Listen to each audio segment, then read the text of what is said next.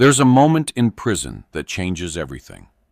Not a fight, not a riot, not an escape attempt, just a moment.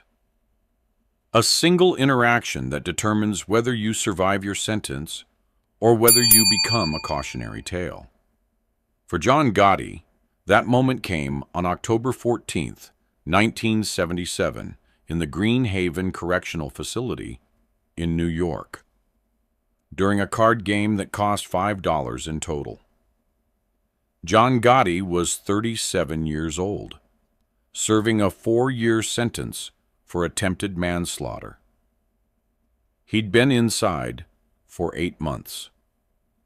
He was clean-shaven, well-dressed, even in prison clothes, hair perfectly combed.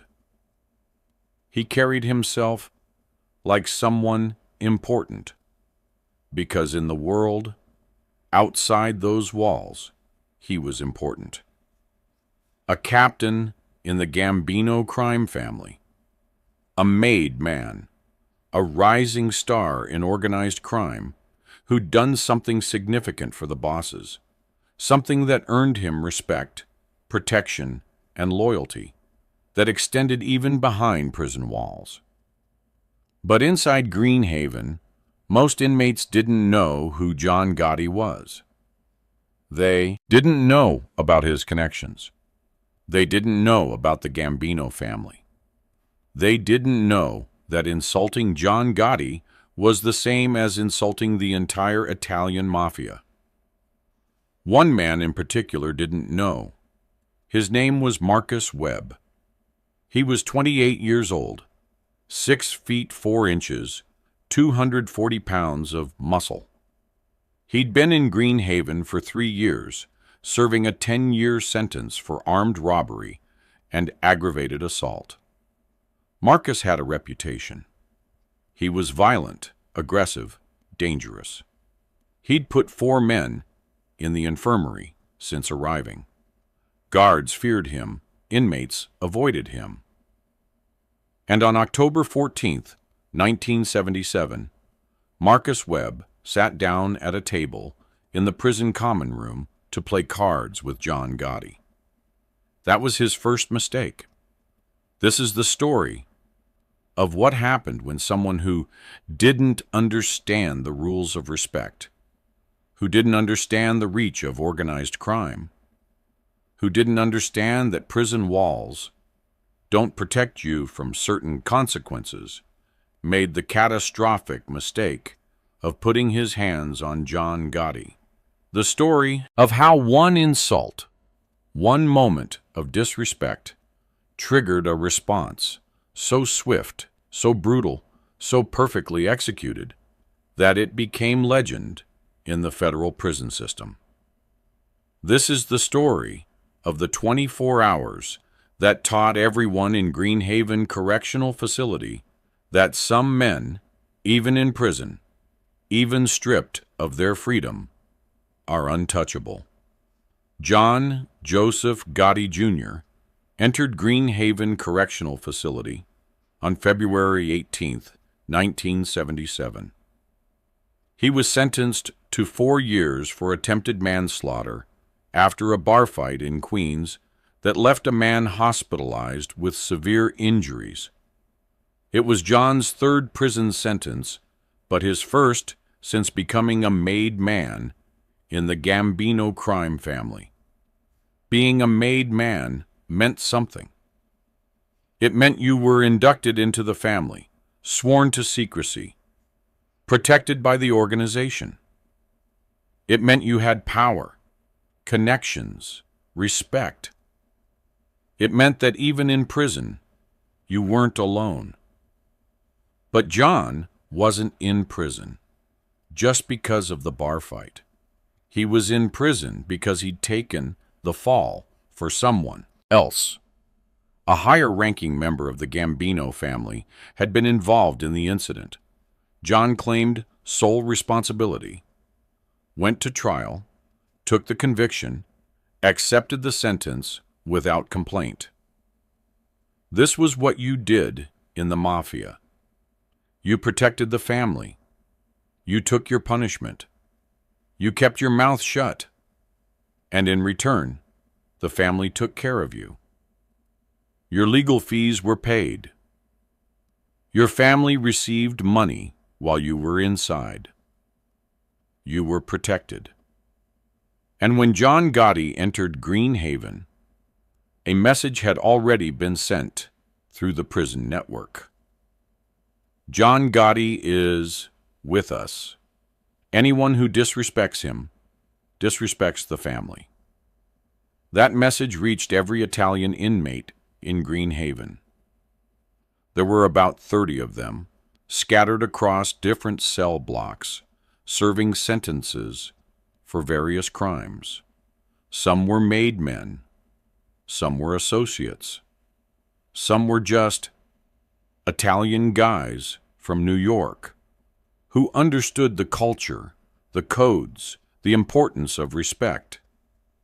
All of them received the same instruction. Watch over John Gotti. Make sure nothing happens to him. He did the family a favor. We owe him. For the first 8 months of John's sentence, nothing happened. He kept to himself, stayed out of trouble, played cards with other Italian inmates, worked in the prison library, minded his business. He was polite to guards, respectful to other inmates. He didn't start fights, didn't join gangs, didn't cause problems. John Gotti, even in prison, was a gentleman. Soft-spoken, well-mannered, the kind of guy who said please and thank you and held doors open. But underneath the politeness was something else. Something cold. Something dangerous. People who knew John understood. You could push him to a point. But beyond that point, there was no negotiation, no mercy, no second chances. On October 14th, 1977, Marcus Webb discovered exactly where that point was. The common room at Green Haven was where inmates spent their recreation time. There were tables for cards, chess, checkers. There was a small TV that barely worked. There were benches where guys sat and talked, made deals, settled disputes. Every afternoon, from 2 p.m. to 5 p.m., inmates were allowed into the common room in groups of 50, rotating through different cell blocks. John Gotti usually played cards during this time, poker mostly, small stakes, cigarettes, candy bars, a few dollars here and there. Nothing serious, just a way to pass time. On October 14th, John was sitting at his usual table with 3 other inmates. 2 Italian guys from his cell block, Sal and Tommy, and a Puerto Rican inmate named Luis, who John had befriended. They were playing 5-card draw, quarter antes, maximum bet, $1. They'd been playing for about an hour. John was up maybe $5 total. That's when Marcus Webb walked over. Marcus had been watching the game from across the room. He was bored, looking for something to do, looking for some action. "Room for one more?" Marcus asked, standing over the table. Other players looked at John. It was his game, his table, his call. John looked up at Marcus, sized him up. Huge guy, muscular, tattoos covering both arms, scar across his left cheek.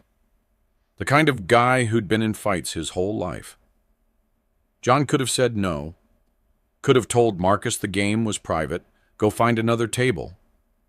But that would have been disrespectful, would have started something unnecessarily. So John smiled. "Sure, sit down." Marcus sat down. Sal dealt him in.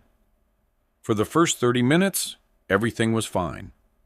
Marcus won a few hands, lost a few hands, made small talk, seemed relaxed.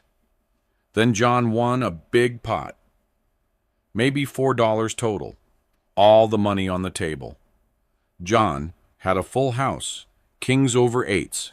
Marcus had 2 pair. John reached for the money in the center of the table. Good game, gentlemen. That's when Marcus's expression changed. Hold up, Marcus said. You sure you won that hand? John looked at him. I had a full house. You had 2 pair. Yeah, but I think you were counting cards. The table went silent.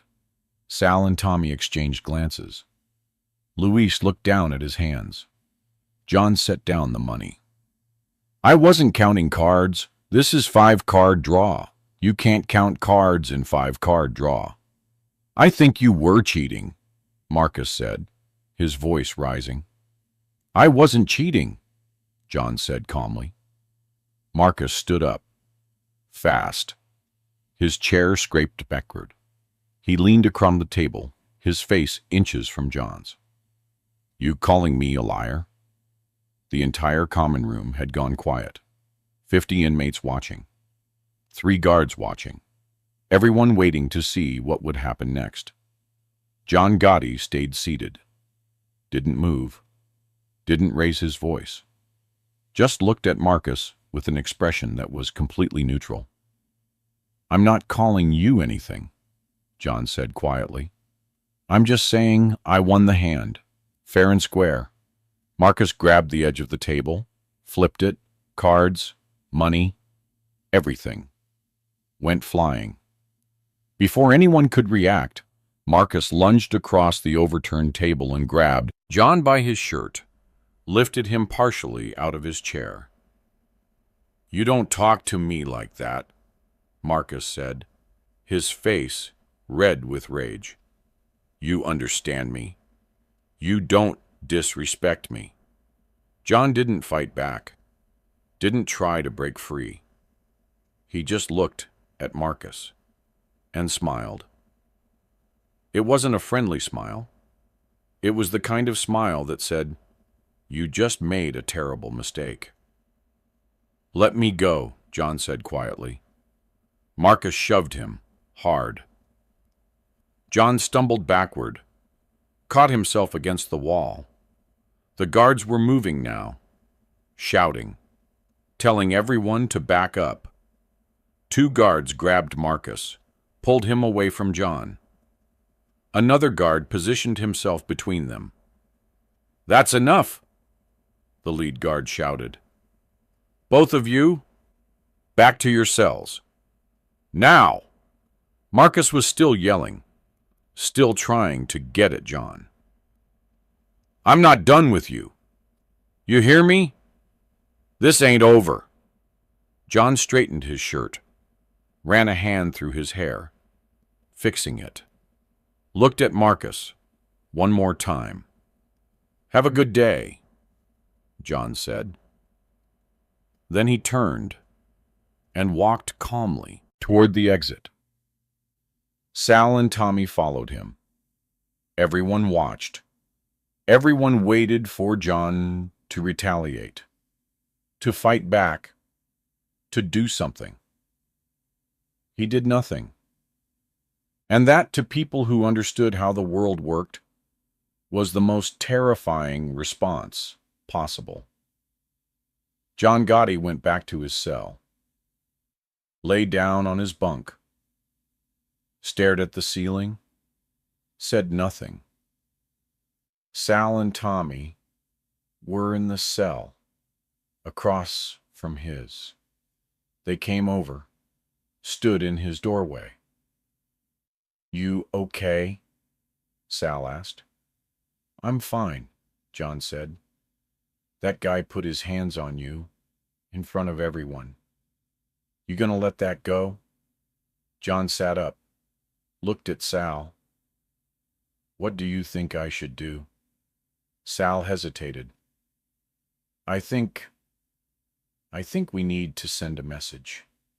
John nodded slowly. Yeah. We do. You want us to handle it? No, John said. "I want you to make a phone call." That night, at 9 p.m., during the designated phone hour, Sal made a call to a payphone in Brooklyn. The person who answered was Angelo Ruggiero, a Gambino family member and close friend of John's. "Angelo, it's Sal. I'm calling for John." "What happened?" "Someone put their hands on him today. Big guy. Name's Marcus Webb. Did it in front of everyone." There was a long silence on the other end of the line. "John okay?" Angelo finally asked. "Yeah, he's fine. But he wants it handled. Clean. Fast. Tomorrow if possible." "Who do we got inside?" "We got Frankie D. He's in the same block as the guy who did it. Frankie owes John. This would clear his debt. Tell Frankie I said green light. And tell John we got his back. Always." Sal hung up. Went back to John's cell.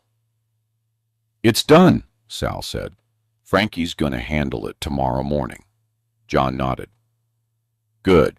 Make sure Frankie knows. No talking. No explanations. Just send the message." "What message?" John looked at Sal with those cold, calculating eyes. "The message that you don't put your hands on a made man. Ever. Prison or not."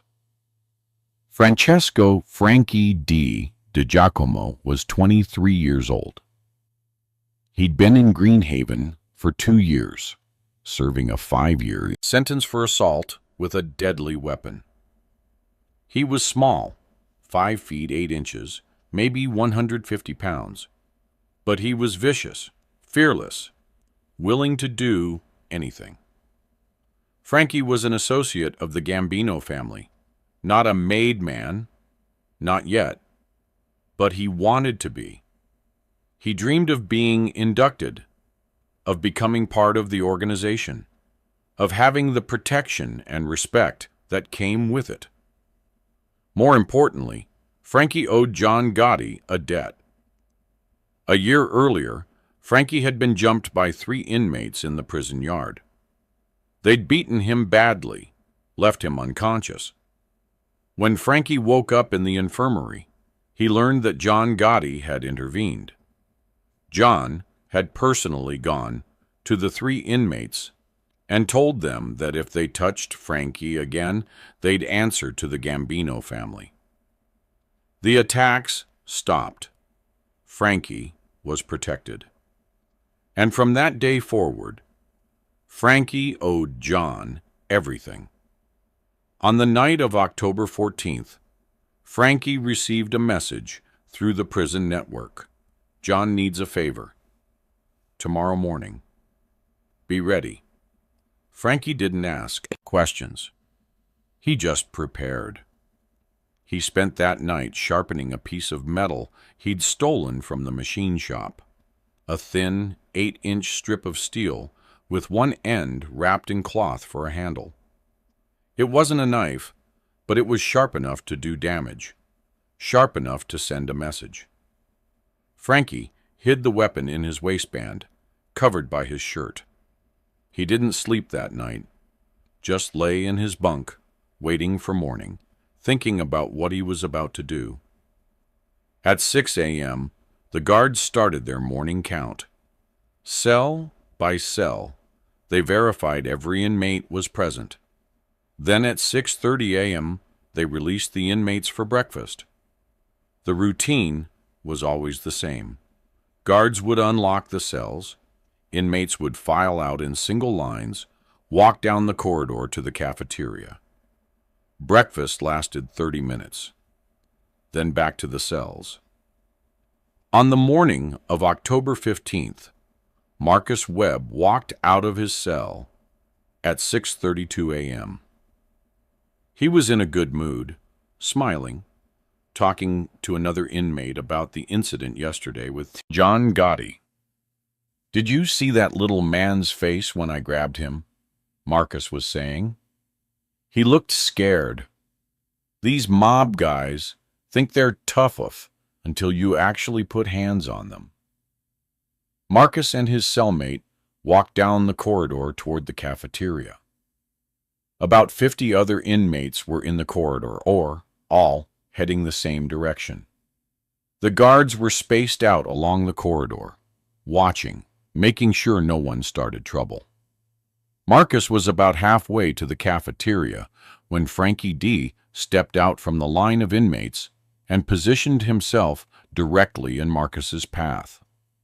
Marcus almost didn't notice him at first. Frankie was small, insignificant looking, just another inmate. But then Frankie stopped walking, stood completely still, blocking Marcus's path. Marcus stopped, looked down at Frankie. "Move," Marcus said. Frankie didn't move. He just looked up at Marcus with an expression that was completely calm, completely focused. "I said move," Marcus repeated, his voice louder. That's when Frankie pulled out the sharpened piece of metal. Everything happened in approximately 4 seconds. Frankie D moved forward, fast, closing the distance between himself and Marcus Webb. His right hand came up, the sharpened metal glinting in the fluorescent prison lights.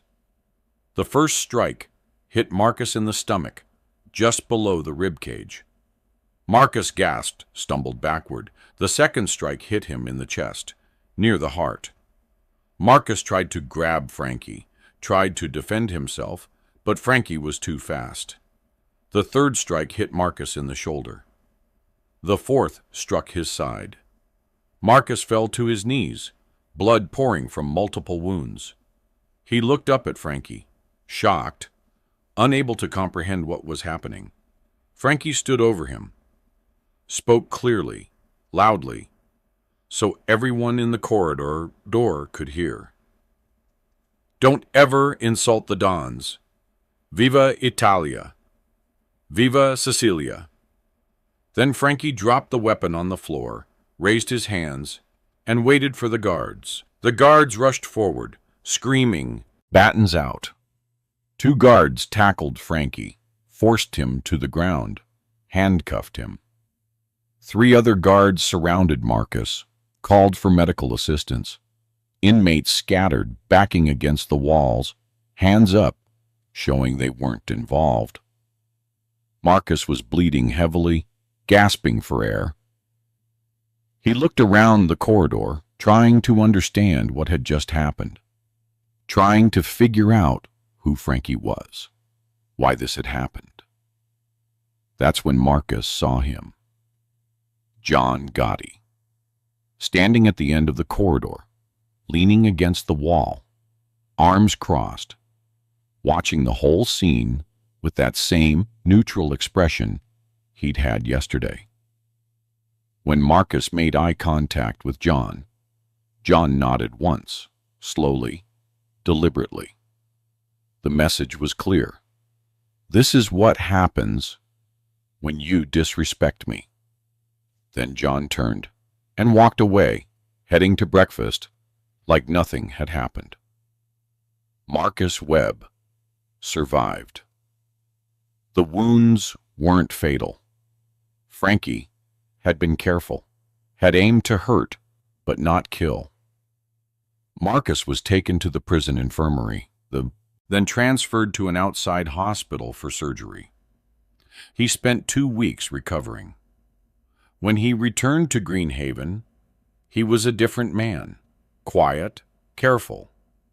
He never spoke to John Gotti again, never even looked in his direction. Because Marcus had learned something that everyone in prison eventually learns. There's a hierarchy. There are rules. There are men you don't touch, regardless of how big you are, how strong you are, how tough you think you are.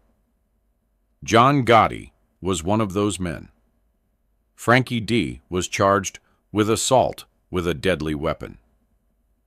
His sentence was extended by 3 years. He accepted it without complaint, without appealing, without trying to reduce it. Because Frankie understood what he'd gained: respect, loyalty from the Gambino family, protection for the rest of his sentence, and eventually, when he got out, he'd be inducted as a made man. The favor he'd done for John Gotti would be remembered, rewarded. 2 weeks after the incident, John received a visit from his wife, Victoria. They sat in the visitation room, talking through the glass partition via telephone. "I heard about what happened," Victoria said quietly. "It's handled," John said. "Are you okay?" "I'm fine. Nobody touches me in here. Nobody will ever touch me in here." Victoria nodded. She understood. She'd been married to John long enough to understand how this world worked. "How much longer?" she asked. 18 months, maybe less with good behavior. We miss you. I miss you too. But I'm okay, really. I'm protected." And he was. For the remaining 18 months of his sentence, nobody bothered John Gotti. Nobody challenged him. Nobody even spoke to him without permission. He played cards in the common room every afternoon. Won money. Nobody complained. Nobody accused him of cheating. Nobody flipped the table. Because everyone had gotten the message Frankie D delivered. John Gotti might be in prison, might be wearing the same clothes as everyone else, might be eating the same food, sleeping in the same cells. But John Gotti was not like everyone else. He had connections that reached through prison walls. He had loyalty from men who would do anything for him. He had protection that no guard, no wall, no lock could penetrate. And if you disrespected him, if you put your hands on him, if you made the mistake of thinking he was powerless, you'd learn very quickly that prison walls protect you from the outside world. They don't protect you from the inside.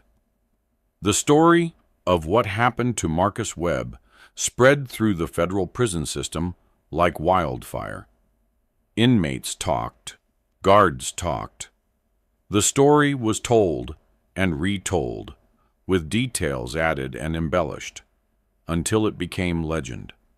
The bare facts remained the same. A man disrespected John Gotti. Less than 24 hours later, that man was in the hospital with multiple wounds. The retaliation was swift, public, brutal. And John Gotti never touched him personally, never got his hands dirty, never violated prison rules. That was the genius of it. John didn't break any rules. He didn't assault anyone. He didn't start a fight. He just made a phone call. And the Gambino family took care of the rest. This was the power of organized crime. This was the reach of the mafia. This was why made men, even in prison, were untouchable. Other inmates learned from Marcus's mistake. Throughout the prison system, word spread: don't mess with the Italians. Don't mess with the mob guys.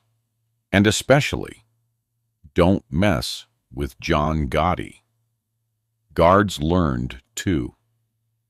They realized that John Gotti, despite being an inmate, had more power inside the prison than they did. He could order hits, control inmates, settle disputes. The guards started treating him differently. Not with fear, exactly. With respect. With caution. John served the rest of his sentence without incident. He was released from Greenhaven Correctional Facility on April 7, 1979, after serving just over 2 years of his 4-year sentence. When he walked out of prison, he was met by Angelo Ruggiero and several other Gambino family members. They drove him back to Queens, to his home, to his family. John never talked about what happened with Marcus Webb, never bragged about it, never mentioned it. But everyone knew, everyone remembered. And 15 years later, when John Gotti became boss of the Gambino crime family, when he became the most famous mob boss in America, when he was feared by enemies and respected by allies, people traced it all back to moments like that one in Greenhaven. The moment when John Gotti proved that respect isn't given, it's taken. And once you have it, you never let anyone take it away. Marcus Webb served the rest of his 10-year sentence in Greenhaven. He was released in 1982. He stayed out of trouble, got a job in construction, tried to build a normal life. He died in 2004 at the age of 55 from a heart attack. He never spoke publicly about what happened with John Gotti. Frankie D. served his extended sentence. He was released in 1984. True to the promise, the Gambino family took care of him. He was inducted as a made man in 1986.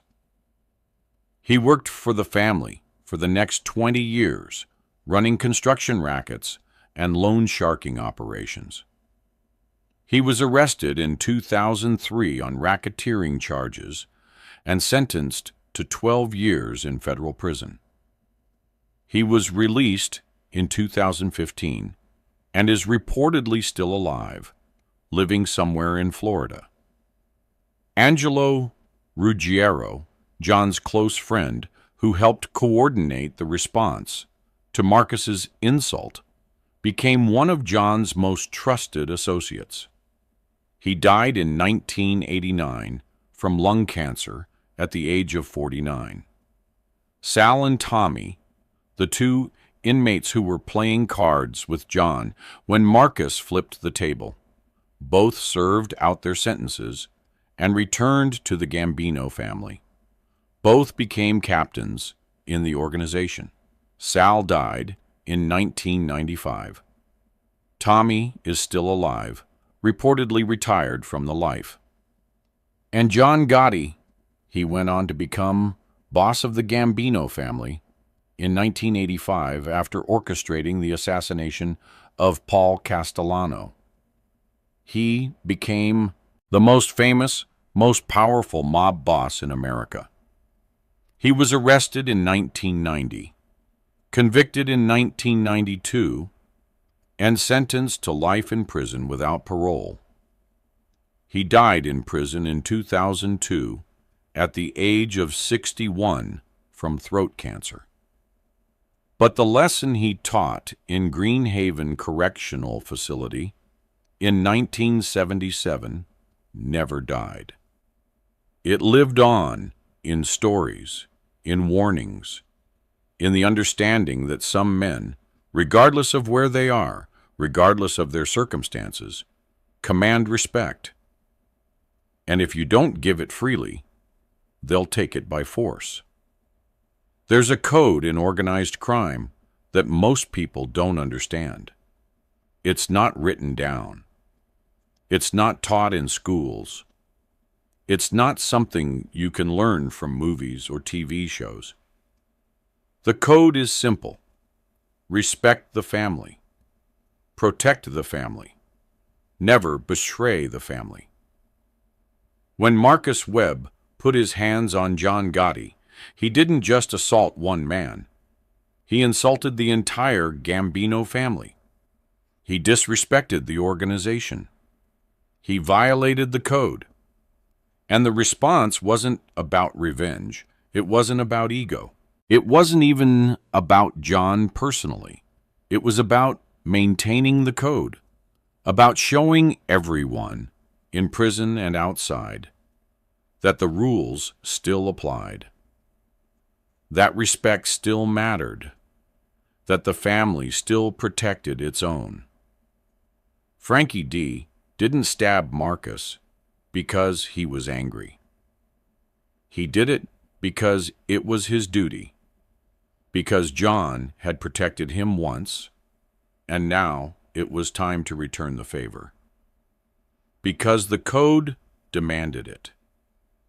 This is what people outside the life don't understand. They see violence and think it's chaotic, emotional, random. But inside organized crime, violence is calculated, strategic, purposeful. Every hit sends a message.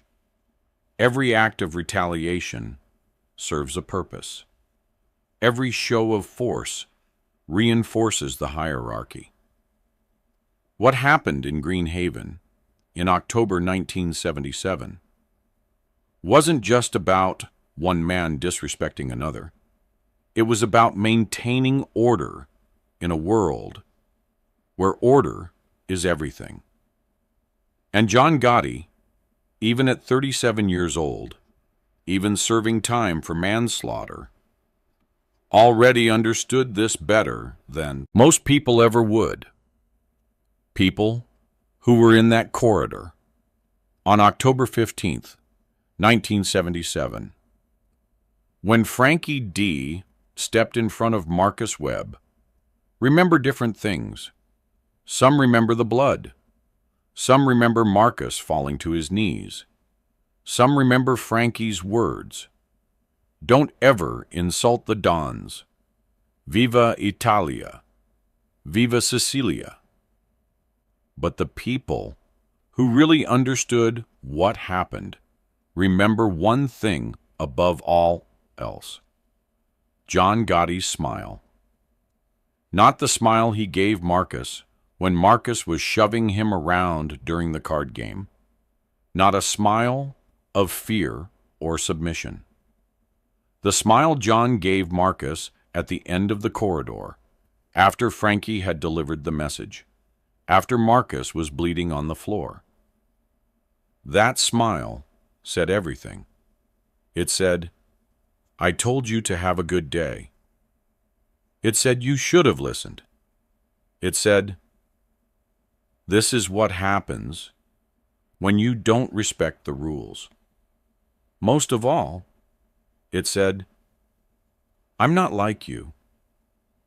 I'm not like anyone else in this prison. I'm protected. I'm connected.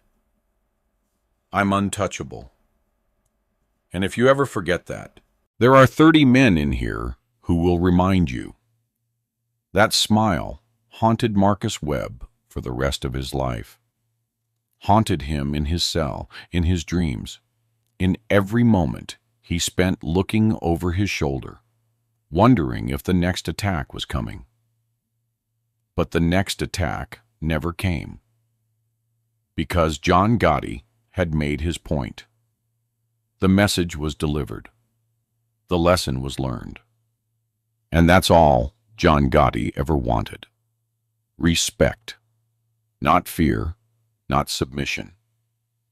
Just respect. And on October 14th, 1977, in a prison common room, over a $5 card game, John Gotti taught everyone watching exactly how respect works in his world. You give it freely, or it's taken from you, violently, permanently, without mercy. That wraps it up for today. In October 1977, a man twice John Gotti's size attacked him in prison over a card game, grabbed him, shoved him, humiliated him in front of 50 witnesses. John smiled and walked away. 24 hours later, the attacker was in the hospital with multiple wounds, delivered by a young associate who owed John a debt. The message was clear: you don't touch made men, ever. Prison walls don't protect you from the family. And John Gotti, even locked up, even powerless, was never, ever alone. If this story hit you, drop a comment below. Subscribe for more stories where respect is earned through action and loyalty runs deeper than prison walls. See you in the next one. In the Nun, Queens, New York, outside the Bergen Hunt and Fish Club on 101st Avenue in Ozone Park. Friday evening, November 18, 1983. The temperature had dropped to 28 degrees, cold enough that people without proper winter clothing suffered. Cold enough that being homeless on a night like this was genuinely dangerous. Cold enough that the wind cutting down 101st Avenue felt like it was stripping skin from exposed faces and hands. The Bergen Club, headquarters for John Gotti's crew within the Gambino crime family, was warm inside, filled with made men and associates conducting business and playing cards and discussing operations that generated millions of dollars annually. The kind of place where money flowed freely among people who'd built wealth through organized crime and who viewed the world outside their social clubs with a mixture of contempt and indifference. Outside the club, standing near the entrance where he could see people coming and going, where the light from the club's windows provided minimal warmth, stood Marcus Webb, 34 years old, homeless for the past 18 months after losing his job at a manufacturing plant that had closed when production moved overseas, living on the streets because the shelters were full or dangerous or both, surviving through a combination of panhandling and occasional day labor that paid just enough for food, but never enough for housing, wearing clothes that were insufficient for the November cold, shivering despite attempts to stay warm through constant movement and through trying to position himself where building walls blocked the worst of the wind.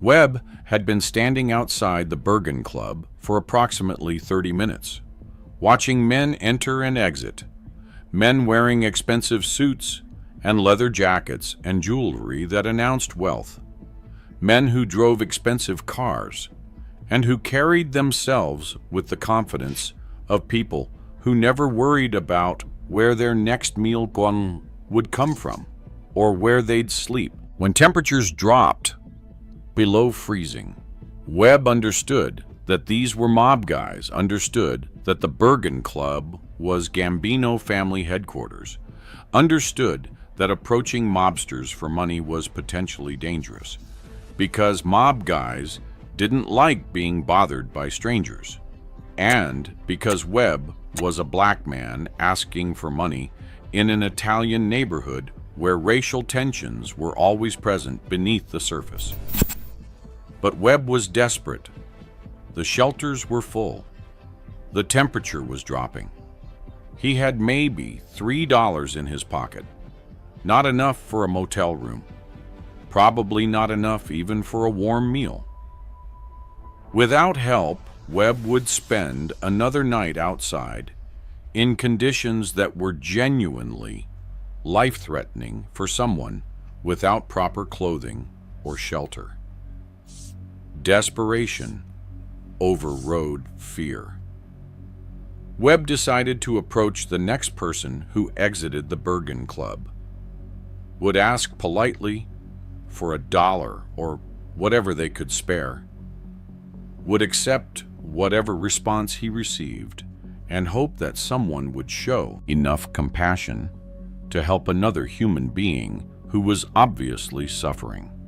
At 7:43 p.m., John Gotti exited the Bergen Club 43 years old, a capo in the Gambino family, who controlled significant operations in Queens and Brooklyn, someone who'd built a reputation for generosity with his crew and with neighborhood residents who showed him respect, someone who believed that mob guys had obligations to their communities beyond just making money, that showing compassion and providing help created loyalty that was more valuable than anything fear alone could generate. Gotti was wearing an expensive leather jacket over a custom suit, was accompanied by 2 associates who served as bodyguards, was walking toward his Cadillac that was parked at the curb, was planning to drive to a restaurant in Manhattan where he had dinner reservations. Webb approached Gotti carefully, his body language showing deference and desperation in equal measure, understanding that he was interrupting someone. Important that this might go badly, that mob guys sometimes responded to panhandlers with violence rather than compassion. "Excuse me, sir," Webb said, his voice shaking from cold and from fear. "I'm sorry to bother you. I'm homeless. It's freezing tonight. I was wondering if you could spare $1, anything that might help me get something warm to eat, or maybe find somewhere safe to sleep tonight." Gotti stopped walking, turned to look at Webb with an expression that showed neither anger nor immediate sympathy, just evaluation, calculation about whether this request was legitimate need or hustle, whether this person deserved help or deserved to be ignored. Gotti's bodyguards moved closer, hands moving toward weapons, understanding that their boss had been approached by a stranger and that their job was to protect Gotti from any potential threat. "You're homeless?" Gotti asked, his voice showing genuine curiosity rather than skepticism or hostility. "How long you been living on the streets? How'd you end up here?" Webb surprised that Gotti was actually engaging in conversation, rather than just dismissing him or having his bodyguards remove him, answered honestly. 18 months, sir. I lost my job when the factory closed. Couldn't make rent. Got evicted. Been trying to find work, but nobody's hiring. Or they're hiring, but not people like me, not people without addresses or without recent work history. I'm not asking for much. Just $1. Anything that helps." Gotti looked at Webb for a long moment, taking in the inadequate clothing, the obvious physical suffering from cold, the desperation that was visible in every aspect of Webb's posture and expression. Then Gotti did something that Webb hadn't expected, that would become part of New York legend, that would be retold thousands of times over the following decades as an example of who John Gotti was beyond the mob violence and criminal enterprise. Gotti pulled out his wallet, removed all the cash, contained approximately $4,000 in $100 bills, and handed the entire stack to Webb. "Here," Gotti said, his voice showing matter-of-fact generosity rather than making a show of his charity. "Take this. Get yourself a motel room for a month. Buy some warm clothes. Get some decent meals. Use whatever's left to get yourself cleaned up and to start looking for legitimate work. This should be enough to get you back on your feet if you use it smart." Webb stared at the money in his hands, unable to process what had just happened, unable to believe that asking for a single dollar had resulted in receiving $4,000 from a mob boss who'd apparently decided that helping one homeless person was worth more than the cash he was carrying. Webb tried to speak, tried to express gratitude, tried to say something that would adequately convey what this meant to someone who'd been living on the streets for 18 months. But words wouldn't come. Only tears that started running that down his face as the reality of what Gotti had just done began to register. "Don't cry," Gotti said, his voice now showing gentle amusement at Webb's emotional response. "Just use the money right. Get yourself together. And listen, if you need work after you've cleaned yourself up, come back here. Ask for me specifically. John Gotti. Tell whoever's at the door that I said to give you day labor work. We always need people for moving stuff, for cleaning, for jobs that don't require skills, but that pay decent. You work hard, you show up on time, you prove you're reliable. Maybe we can find you something more permanent. But first, go take care of yourself.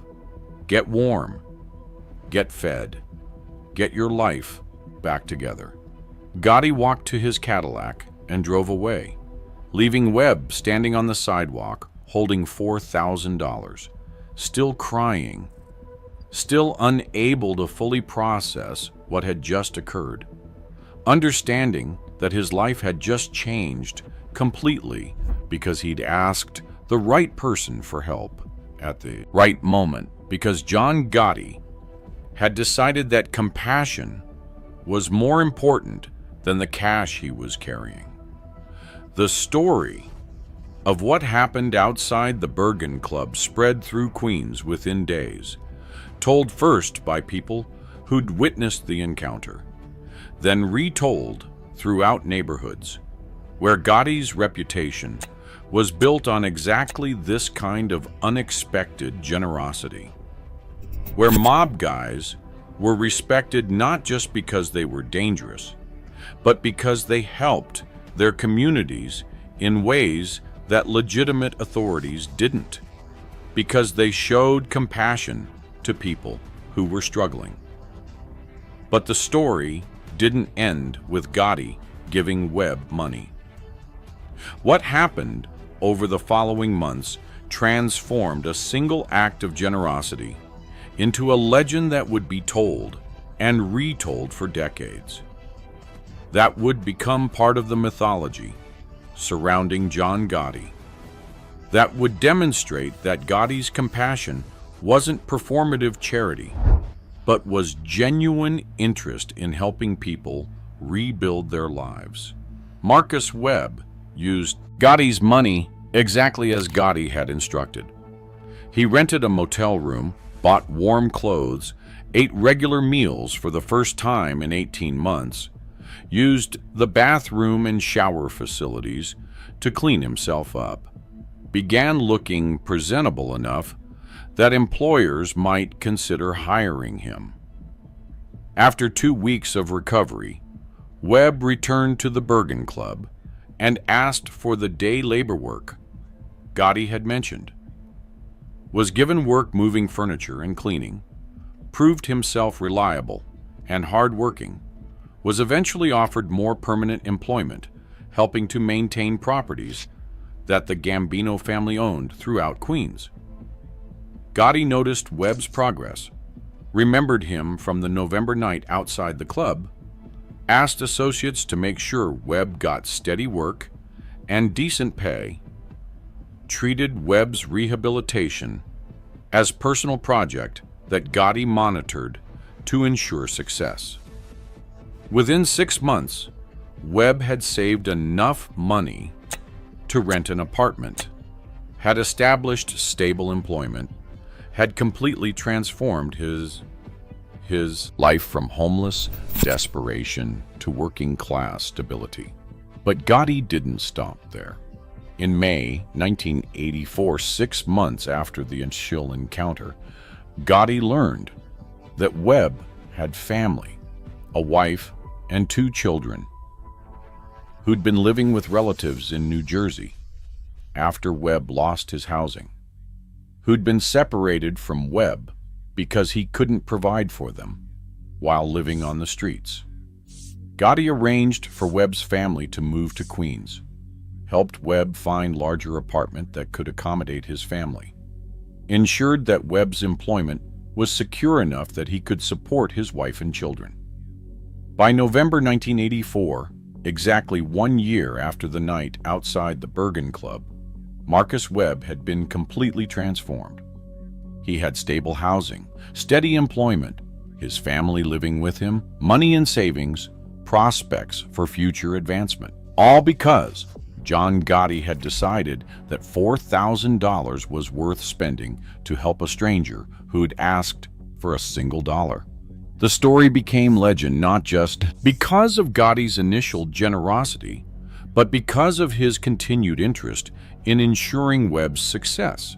Because Gotti had demonstrated that his compassion wasn't just about giving money, but was about genuinely helping someone rebuild their life.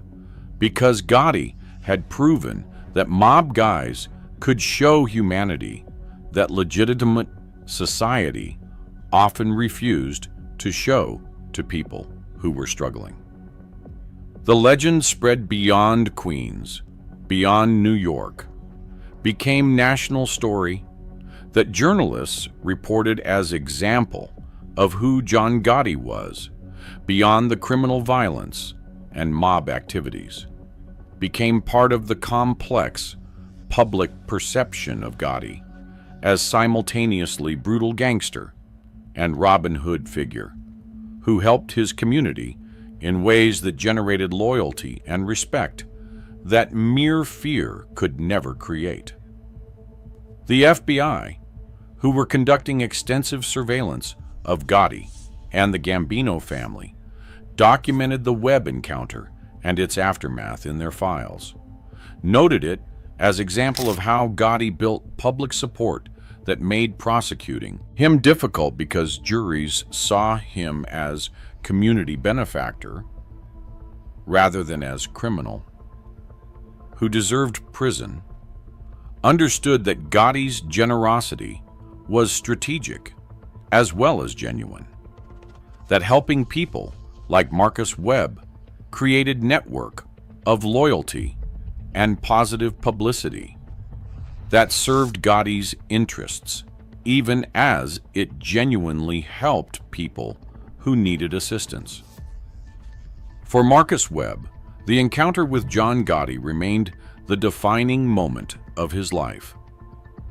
Webb never forgot that asking for a single dollar had resulted in receiving $4,000 and continued support that had transformed him from homeless desperation to stable working-class life.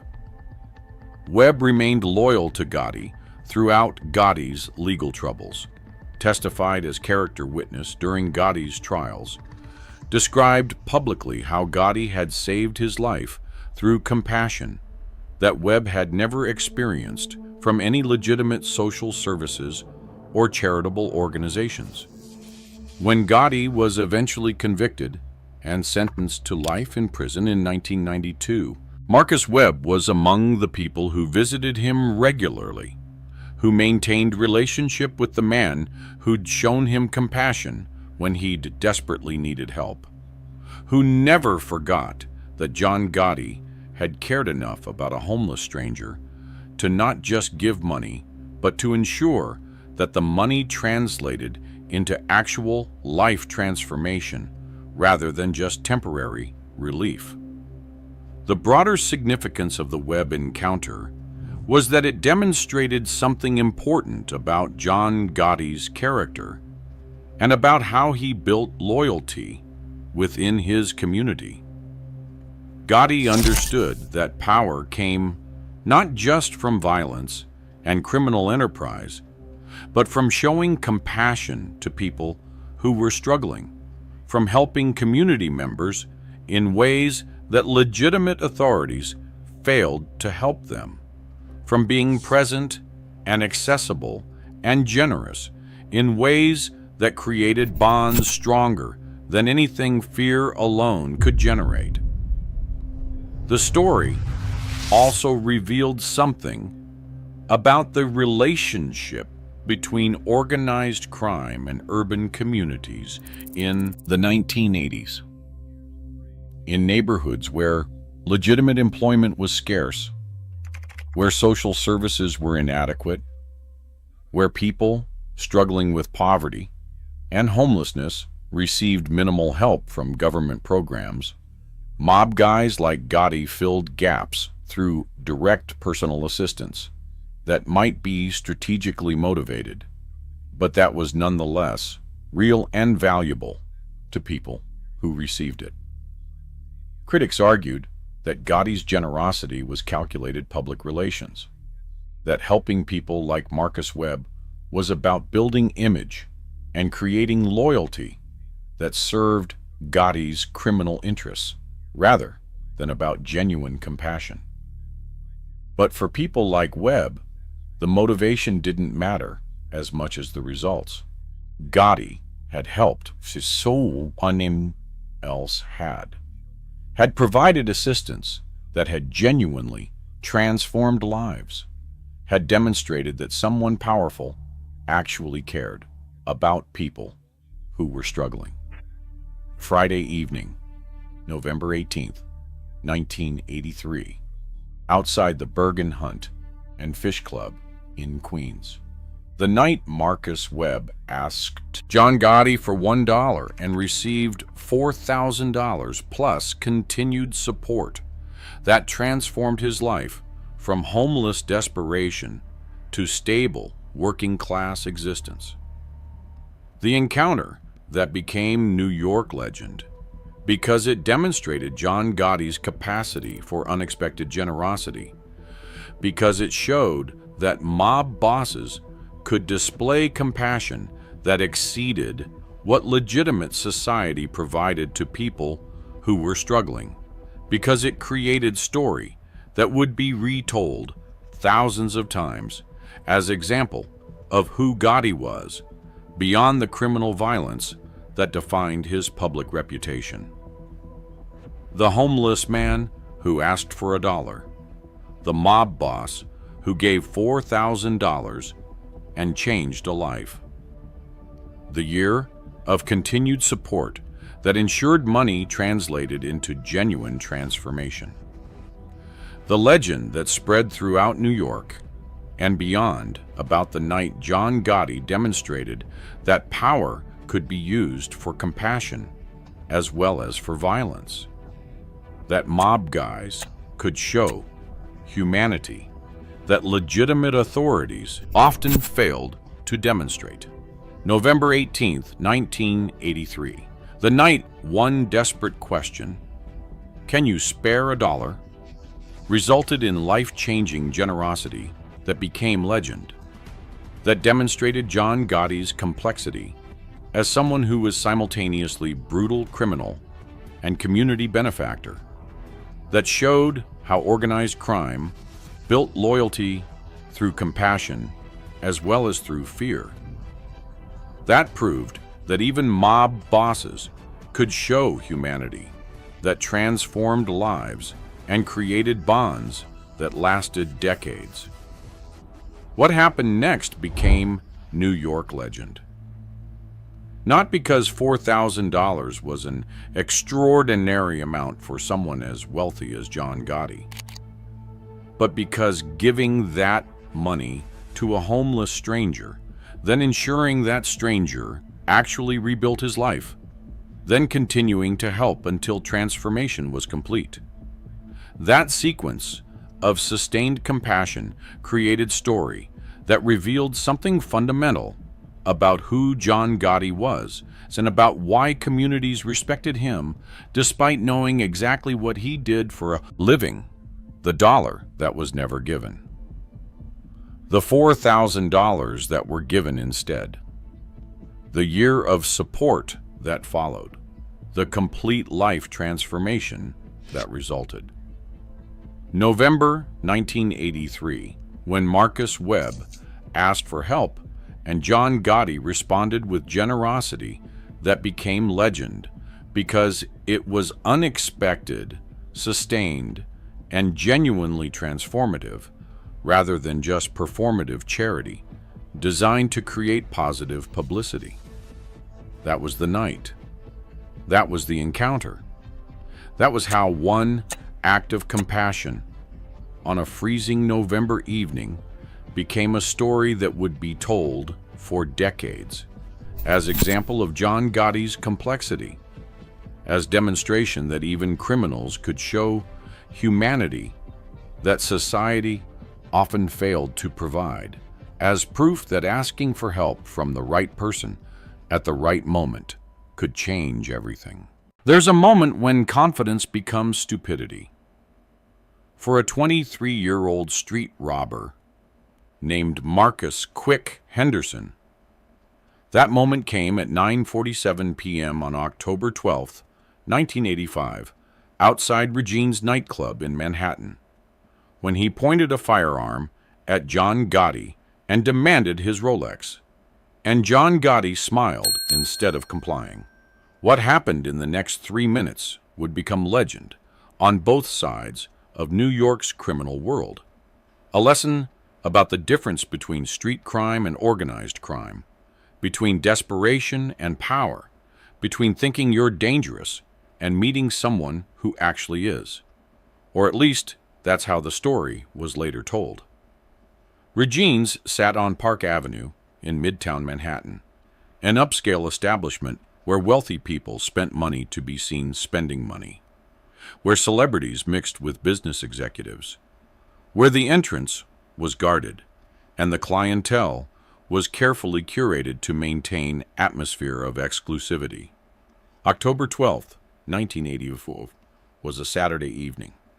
The kind of night when Reines was packed with people who'd paid significant amounts to get past the velvet rope, to sit at tables that cost more than most people's weekly salary, to be part of the scene that defined Manhattan's social hierarchy. John Gotti was 45 years old that October, recently elevated to captain in the Gambino crime family, building the reputation that would eventually make him the most publicly recognized mob figure in America. Known for his expensive suits, his confidence, his willingness to be visible when other mob leaders preferred shadows. That evening, Gotti was wearing a custom-tailored suit that probably cost $3,000. His watch was a Rolex Presidential, gold, distinctive, worth approximately $15,000. His shoes were Italian leather. His presence announced success, power, the kind of wealth that came from decades of operations that generated millions. Gotti had spent the evening inside Reines with several associates, conducting business that looked like socializing, maintaining relationships that made his operations functional, being seen in ways that reinforced his growing reputation. Around 9:45 p.m., Gotti decided to leave. He said goodbyes to the people who mattered, made promises to connect later, walked toward the exit with the casual confidence of someone who owned whatever space he occupied. His car, a black Cadillac, was parked in the lot adjacent to the club. His bodyguard, Anthony Tony Moscatiello, walked slightly ahead, checking the area before Gotti fully exposed himself to the street. This was standard procedure. Not paranoia, just practical awareness that being visible made you vulnerable to people who might want to test whether your power was real or just reputation. Gotti stepped out of Reines' entrance into the cool October evening air. And Marcus "Quick" Henderson had made the worst decision of his life. Marcus Henderson was 23 years old in October 1985. Originally from Harlem, he'd spent his entire life in street-level operations. Small-time dealing, occasional robberies, whatever generated money when legitimate work wouldn't provide enough to survive. Henderson wasn't particularly successful at crime. Wasn't connected to any significant organization.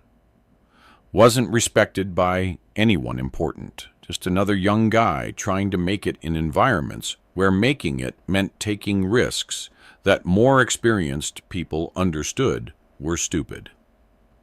But Henderson had confidence that exceeded his actual capability. He'd successfully robbed several people over the previous months, mostly other street-level operators, people who wouldn't report incidents to police because they were conducting their own illegal activities. He'd taken jewelry, cash, whatever they were carrying. Nobody had fought Sack effectively. Nobody had made him pay for his choices. This success, such as it was, had convinced Henderson that he was good at what he did, that he could identify targets and extract value from them through intimidation and threat of violence, that he understood how criminal hierarchy worked. He was wrong about all of that, but he didn't know he was wrong until it was too late. That Saturday evening, Henderson was in Midtown looking for opportunities.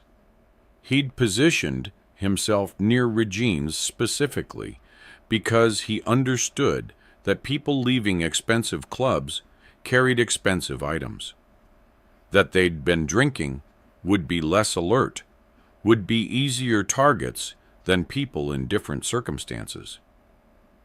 When Henderson saw John Gotti exit Reines and walk toward the parking lot, he saw well-dressed man, expensive watch, probably carrying significant cash, potentially impaired by alcohol, seemingly alone except for one other person.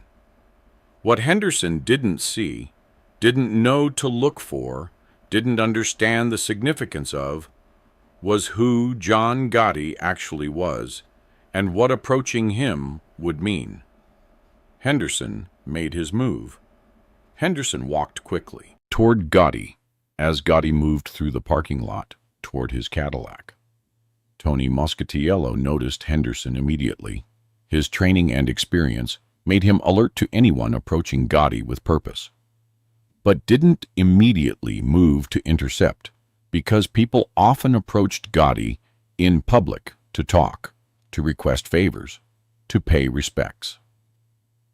Henderson closed the distance to approximately 10 feet, reached into his jacket, withdrew a firearm, a .38 revolver he'd acquired through channels that didn't require documentation or background checks. "Don't move," Henderson said, his voice carrying the forced aggression of someone trying to sound more dangerous than they actually felt.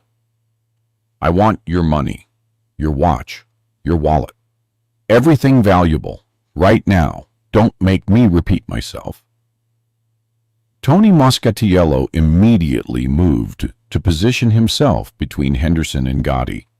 His hand went to his own waistband where his own weapon was accessible. His body language shifted to readiness. But Gotti raised his hand slightly, signaling Tony to wait, to not immediately escalate this situation, to exchange of gunfire that would create problems neither of them needed. Gotti looked at Henderson, looked at the firearm Henderson was pointing at him, looked at Henderson's face, his body language, his obvious nervousness despite his aggressive words. And John Gotti smiled. Not a nervous smile, not an uncertain smile, a genuine smile of amusement, like he'd just heard a joke that was funny precisely because it was so absurd. Then Gotti laughed, out loud, a short laugh of genuine entertainment. Henderson was confused.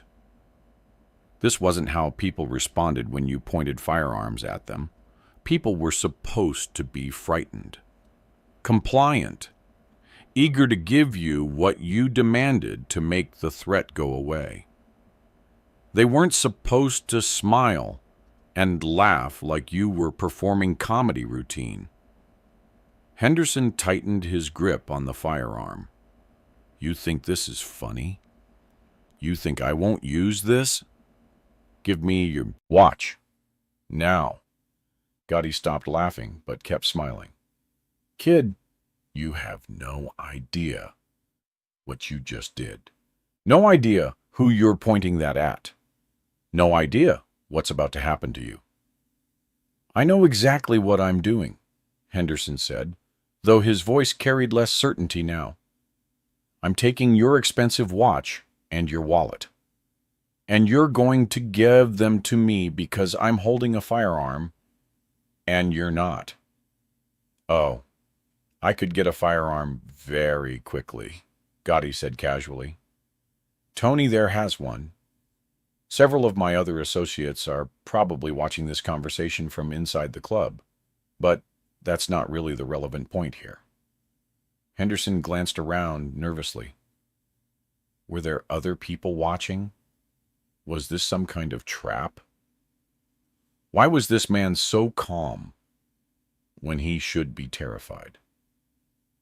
The relevant point, Gotti continued, his voice still completely relaxed, despite the weapon pointed at him, is that you made a mistake. A big mistake.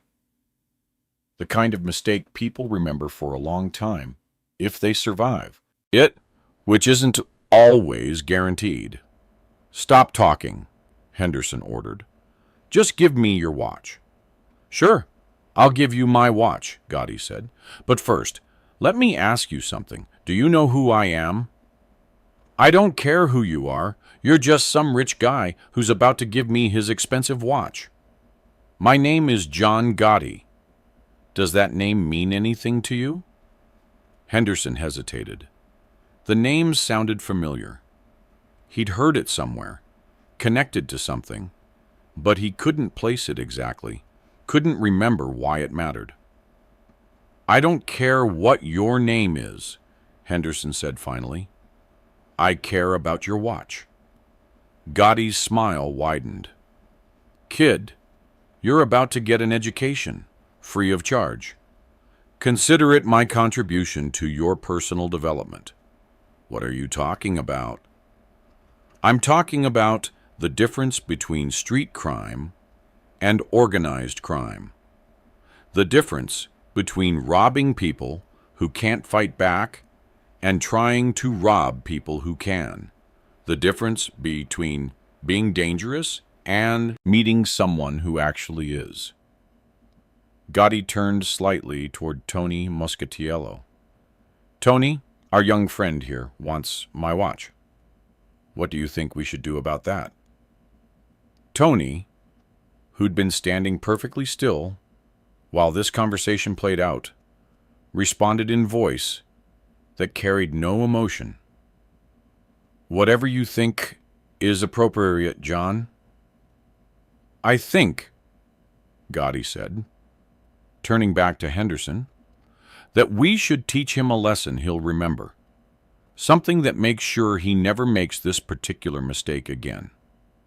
Something that hurts enough to be educational, but not so much that he can't walk away and tell other people what happens when you point weapons at made men.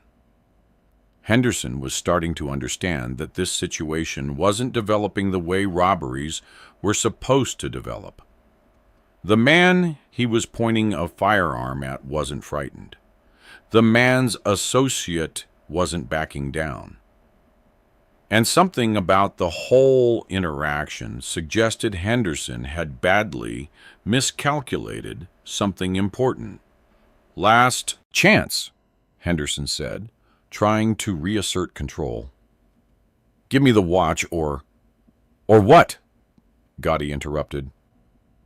You're going to shoot me here, outside a club, where hundreds of people are inside, where security cameras are recording, where police will arrive within minutes? You're going to commit a situation that will ruin your entire life over a watch? Henderson hadn't thought about cameras, hadn't thought about police, hadn't thought beyond the immediate goal of getting the expensive watch and leaving quickly. Besides, Gotti continued, even if you shot me, which I don't think you're actually going to do because you're not that stupid, what do you think happens next? You think Tony there just lets you walk away? You think my other associates who are definitely watching this don't follow you? You think there's anywhere in New York you could hide where someone wouldn't find you and make you regret tonight? Henderson's hand was starting to shake slightly. This had seemed so simple, so 3 minutes ago. Now it felt complicated in ways he didn't fully understand, but that terrified him. Tell you what, Gotti said, his voice almost friendly now. I'm going to do you a favor. I'm going to let you walk away from this with just a minor lesson instead of the major lesson you probably deserve. But you need to lower that firearm first. And you need to apologize for wasting my time and disrespecting me. Can you do that? Henderson wanted to lower the firearm, wanted to apologize, wanted to be anywhere except here having this conversation. But his pride wouldn't let him back down completely, wouldn't let him acknowledge that he'd made a mistake. I'm not apologizing. You're going to...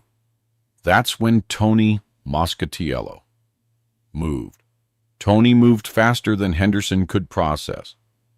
One moment he was standing 3 feet away. The next moment he was inside Henderson's reach, his hand gripping Henderson's wrist, forcing the firearm to point at the ground instead of at Gotti. Henderson tried to pull the trigger.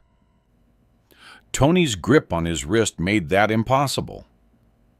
The firearm clattered to the pavement as Tony twisted Henderson's arm in ways that arms weren't meant to twist. Henderson tried to fight back, threw a wild punch with his free hand.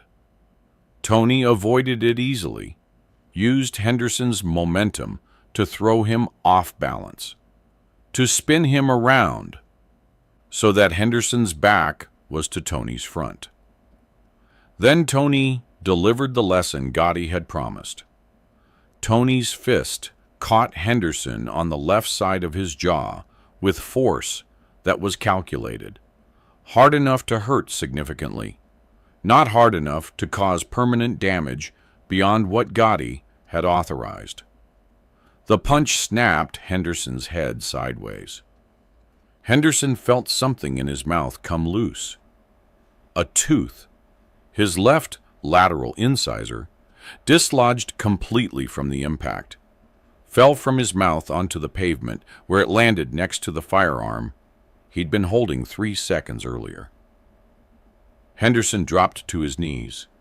His jaw felt like it had been hit with a hammer.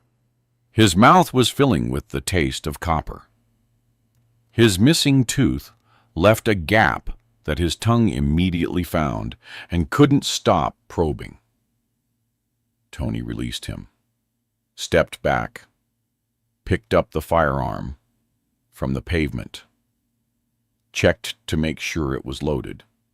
It was 6 rounds, then emptied the chambers, letting the bullets fall to the ground one by one.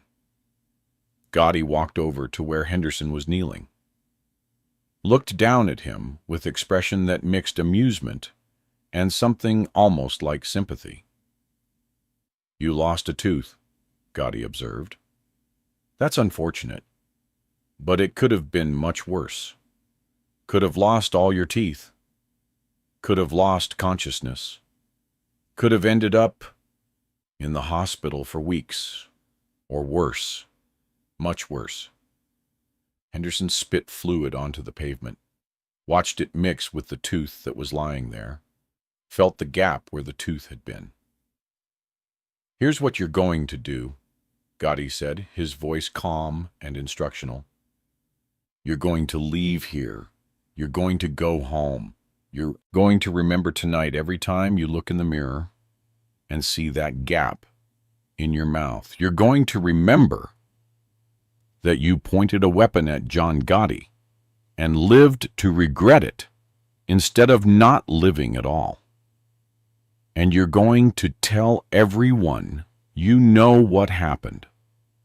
Not because I'm ordering you to, but because I know you won't be able to help yourself. You'll need to explain that missing tooth somehow." Gotti reached into his jacket pocket, withdrew his wallet, removed a $100 bill, held it out toward Henderson. "Take this. Get that tooth fixed. Find a dentist who'll do the work without asking too many questions about how you lost it. Consider it my contribution to your dental care." Henderson looked at the money, looked at Gotti, didn't understand why this was happening, why the man he'd tried to rob was giving him money for dental work. "I don't want your money," Henderson said through his damaged mouth. "I'm not giving you a choice," Gotti said. "Take the money. Get the tooth fixed, and remember this lesson every time you think about pointing weapons at people you don't know. Because next time, if there is a next time, you might not meet someone as generous as me. You might meet someone who responds differently to disrespect." Gotti dropped the $100 bill on the ground next to Henderson's lost tooth. Then Gotti turned to Tony. "We're done here. Let's go." They walked to the Cadillac, got in, drove away, left Henderson kneeling on the pavement with his missing tooth, his empty firearm, and his shattered understanding of how criminal hierarchy actually worked. Henderson sat on that pavement for perhaps 5 minutes after Gotti left, trying to process what had just happened, trying to understand how a simple robbery had turned into humiliating lesson that left him with permanent gap in his mouth and $100 bill he hadn't wanted but desperately needed. Eventually, Henderson picked up the $100 bill, picked up his tooth, though he knew it couldn't be reattached after lying on pavement, picked up the empty firearm and the scattered rounds, left the parking lot before security or police arrived to ask questions he didn't want to answer. Henderson spent the next week researching who John Gotti was. What he learned terrified him retroactively. Captain in the Gambino crime family, connected to operations that generated millions annually.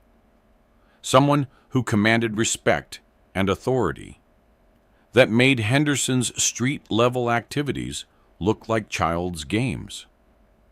Henderson had pointed a weapon at someone who could have had him eliminated with single phone call, who could have made him disappear completely, who could have delivered lessons far more severe than missing tooth.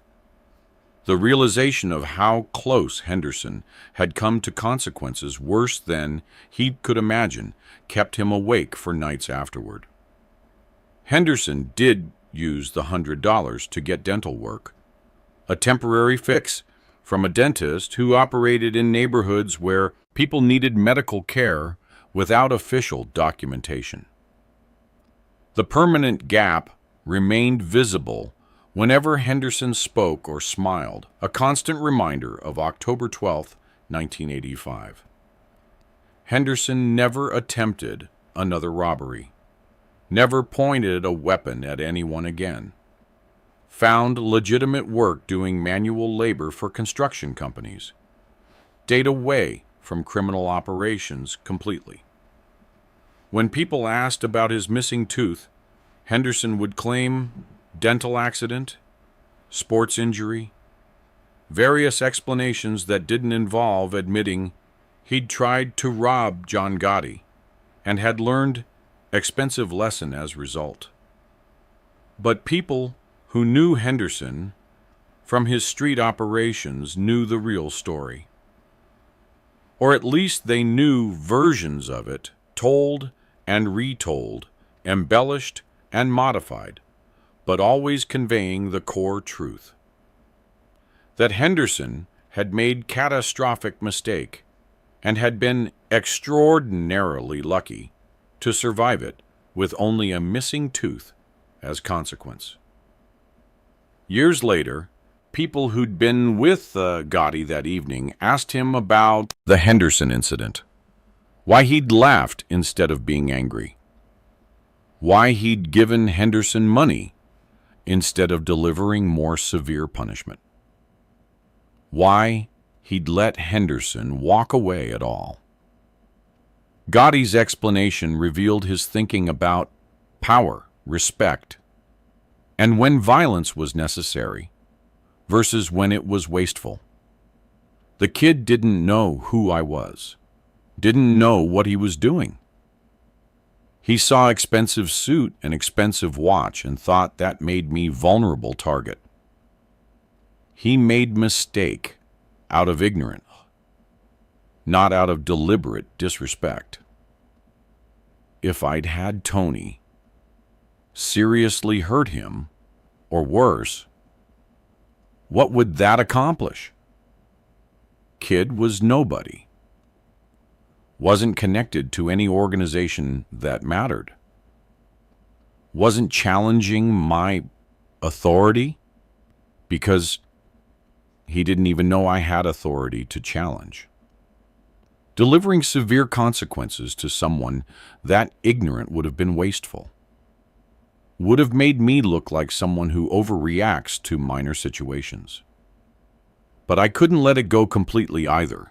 Couldn't let someone point a weapon at me without consequences. That would look weak. Would encourage other people to think they could challenge me. So we delivered measured response. Enough to hurt, enough to be memorable, enough to be educational, but not so much that it created problems I didn't need. Missing tooth is permanent reminder. Every time Henderson looks in mirror, he remembers what happened. Every time someone asks about it, he has to decide whether to tell truth or lie. Either way, he's reminded. And I gave him money because it sent a different message, that I'm not just capable of violence, but also capable of generosity. That I make distinctions between people who deserve severe punishment and people who just need education. That I'm powerful enough that I can respond to disrespect with both punishment and charity. That confusion, that combination of fear and gratitude, that's more effective than just fear alone. Henderson will remember me not just as person who had him hurt, but as person who also gave him money to fix the damage. That complexity makes the lesson stick better than simple violence would. This explanation showed that Gotti thought strategically about when and how to respond to challenges. That he distinguished between situations requiring severe consequences and situations where measured responses were more effective. That he understood power wasn't just about capacity for violence, but about judgment, regarding when violence was necessary and when it was wasteful. The Henderson incident became one of the classic John Gotti stories, not because it was his most important operation or his most significant achievement, but because it captured something essential about how he thought and operated. The story spread through multiple communities. In Italian neighborhoods, people told it as an example of Gotti's confidence and his understanding of when to be merciful. Gotti laughed at the gun because he knew he was protected. Well, the kid money because he could afford to be generous.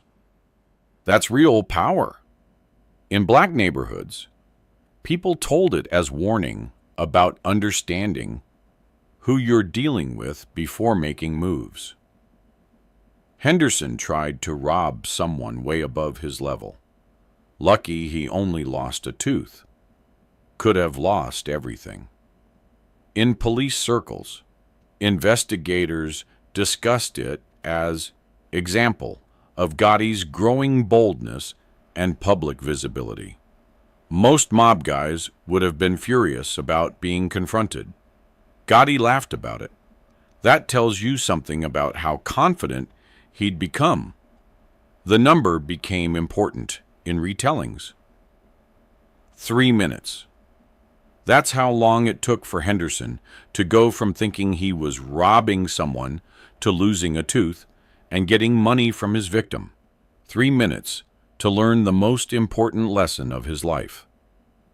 Some versions of the story claimed Gotti had known Henderson was approaching and had set up the whole situation to demonstrate his power.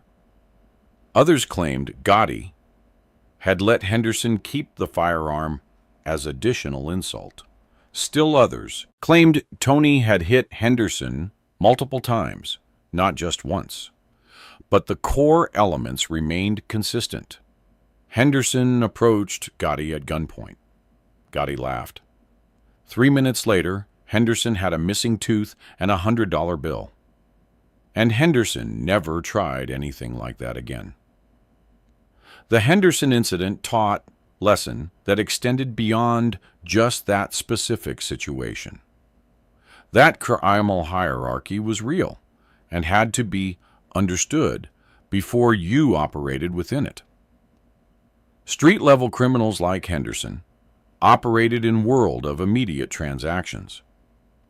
You identified target, extracted value, moved on. Success was measured in immediate gains, money taken, goods stolen, whatever you walked away with. Organized crime operated differently. Power came from networks, relationships, long-term operations that generated consistent revenue. Respect was earned through decades of maintaining it. Authority was enforced through capacity for violence, but also through strategic thinking about when violence was necessary and when other responses were more effective. Henderson had confused the two worlds, had thought that pointing a firearm at well-dressed man was same as pointing firearm at other street-level operators, had believed that immediate power, weapon in hand, was equivalent to institutional power, decades of operations and relationships. He'd learned otherwise, painfully, permanently. That lesson benefited other young criminals who heard the story. Some of them understood the message, that before you challenge someone, you need to understand who they are, what they represent, what resources they can deploy if you miscalculate. That immediate power is temporary, while institutional power is permanent. Others didn't learn, made similar mistakes, faced similar or worse consequences. But everyone heard the story. Everyone knew about Henderson and his missing tooth. Everyone understood that John Gotti was someone you didn't challenge without understanding the full implications of that challenge. The Henderson incident was just one of many stories that built John Gotti's public reputation during the 1980s. He was different from previous mob leaders who preferred invisibility. Gotti was visible, public, confident, in ways that attracted attention from media, from law enforcement, from people who wanted to understand how organized crime actually operated. Stories like the Henderson incident contributed to that legend. Gotti as someone so confident in his power that he could laugh when threatened, so secure in his position that he could show generosity to people who'd tried to harm him, so understanding of hierarchy that he could deliver measured lessons rather than excessive violence. Whether these stories made Gotti more effective or ultimately contributed to his downfall is debatable. His visibility attracted law enforcement attention that eventually resulted in his conviction and life sentence. His confidence may have made him careless about evidence and testimony. But in October 1985, when Marcus Henderson approached him outside Reines, Gotti was at the height of his power and his confidence. Was someone who believed, correctly at that moment, that he was untouchable by street-level criminals like Henderson, and perhaps by law enforcement as well. That confidence showed in how he handled the confrontation, laughed instead of being frightened, educated instead of just punishing, demonstrated that real power wasn't about immediate violence, but about understanding when violence was necessary and when other responses were more effective. What happened outside Reines nightclub on October 12, 1985, lasted approximately 3 minutes from when Marcus Henderson approached John Gotti to when Henderson was on his knees with a missing tooth. Those 3 minutes taught lessons that lasted much longer. Henderson learned that criminal hierarchy was real and had to be understood before you operated within it. That pointing weapons at people, created consequences that extended far beyond immediate moment. That some mistakes you survived, but never fully recovered from. Other street criminals learned that some targets were beyond their capabilities. That well-dressed men outside expensive clubs might be connected to organizations that could deliver consequences far more severe than missing teeth. That understanding who you're dealing with matters more than just identifying valuable possessions. John Gotti demonstrated that power came from confidence as much as from capacity for violence. That laughing at threats could be more effective than responding with immediate aggression. That measured lessons created better results than excessive punishment.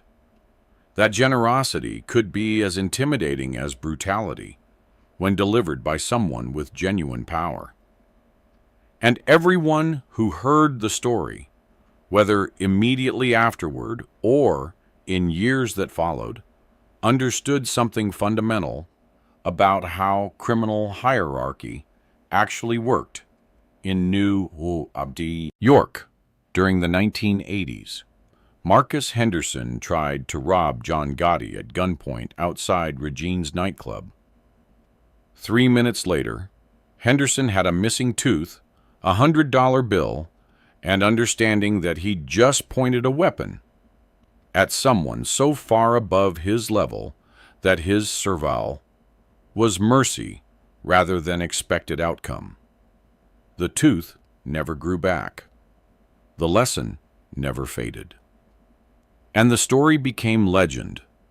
that people told for decades about the night a street robber learned the difference between thinking you're dangerous and meeting someone who actually is. That was October 12th, 1985.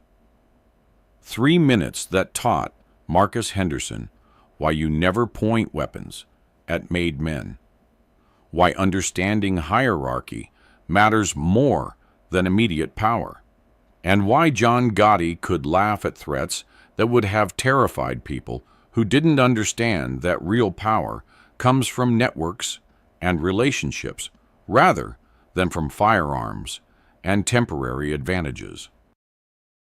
There's a parking space in Queens, New York, that changed a man's life forever. Not because anything special happened there, not because it was reserved or marked or significant in any way.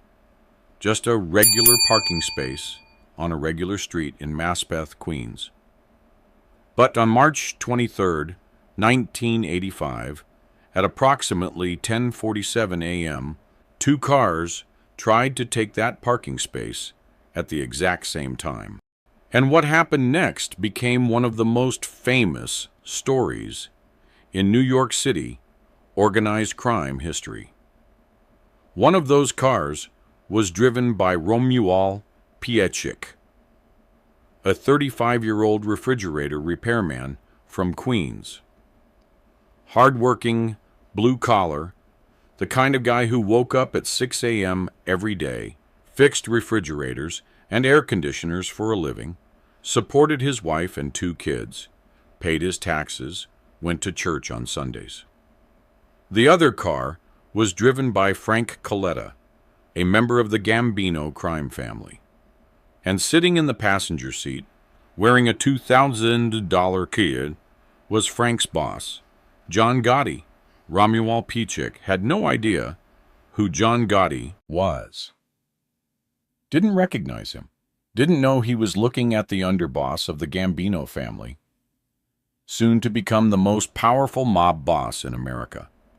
A man who controlled hundreds of millions of dollars in illegal operations. A man who had dozens of people killed. A man who commanded absolute loyalty from an army of criminals. All Romuald Piechik knew was that some guy in an expensive suit was trying to take his parking space. And Romuald Piechik wasn't going to let that happen. This is the story of what happened when an ordinary working man got into a fight with John Gotti and lived to regret it. The story of how a parking dispute turned into an assault, a robbery, an arrest, and eventually a trial that made national headlines. The story of how Romuald Piechik went from being a victim, seeking justice, to a man so terrified he couldn't remember his own name. And the story of the 5 words that became legendary in New York City. I forgotti. March 23rd, 1985 was a Saturday. Romuald Piechik was working, as he usually did on Saturdays. He had 3 repair calls scheduled, 2 refrigerators, and 1 commercial air conditioning unit. His first call was in Maspeth, Queens, at a diner called Eddie's Place. Romuald pulled up to Eddie's Place at 10:45 a.m. in his work van, a white Ford Econoline with PIKK refrigeration repair painted on the side. He circled the block looking for parking. The street was crowded, cars parked bumper to bumper. Then he saw it. A car pulling out of a space directly across from Eddie's Place. Perfect. Right in front of where he needed to be. Romuald put on his turn signal, waited for the car to finish backing out. He started to pull into the space. That's when a black Lincoln Town car came from the opposite direction, no turn signal, and tried to take the same space. Romuald honked his horn, waved his hand. "Hey, I got my signal on. This is my space." The Lincoln stopped. The passenger window rolled down. A man in an expensive suit leaned out. He was wearing sunglasses, his hair perfectly styled, his face clean-shaven. "We were here first," the man said calmly. "No, you weren't," Romuald shouted. "I've been waiting for this space. I got my blinker on." The man in the suit didn't respond, just looked at Romuald for a moment. Then he said something to the driver. The Lincoln started moving forward, trying to take the parking space. Romuald didn't back down. He accelerated slightly, blocking the Lincoln from entering the space. Now the two vehicles were facing each other, neither willing to give up the spot. Romuald got out of his van. He was angry now. He'd been working since 6 a.m. He was tired, he had a job to do, and some rich guy in a fancy car was trying to steal his parking space. "What's your problem?" Romuald yelled, walking toward the Lincoln. The driver of the Lincoln, Frank Coletta, though Romuald didn't know his name, got out too. Frank was big, maybe 6 feet 2 inches, 220 pounds, wearing a leather jacket. "You need to move your van," Frank said, his voice low and threatening. "I'm not moving nothing. I was here first." That's when the passenger door of the Lincoln opened. The man in the expensive suit stepped out. John Gotti was 44 years old in March 1985. He was underboss of the Gambino crime family, second in command to boss Paul Castellano. He was worth millions of dollars. He controlled loan sharking operations, gambling rackets, union corruption schemes across New York and New Jersey.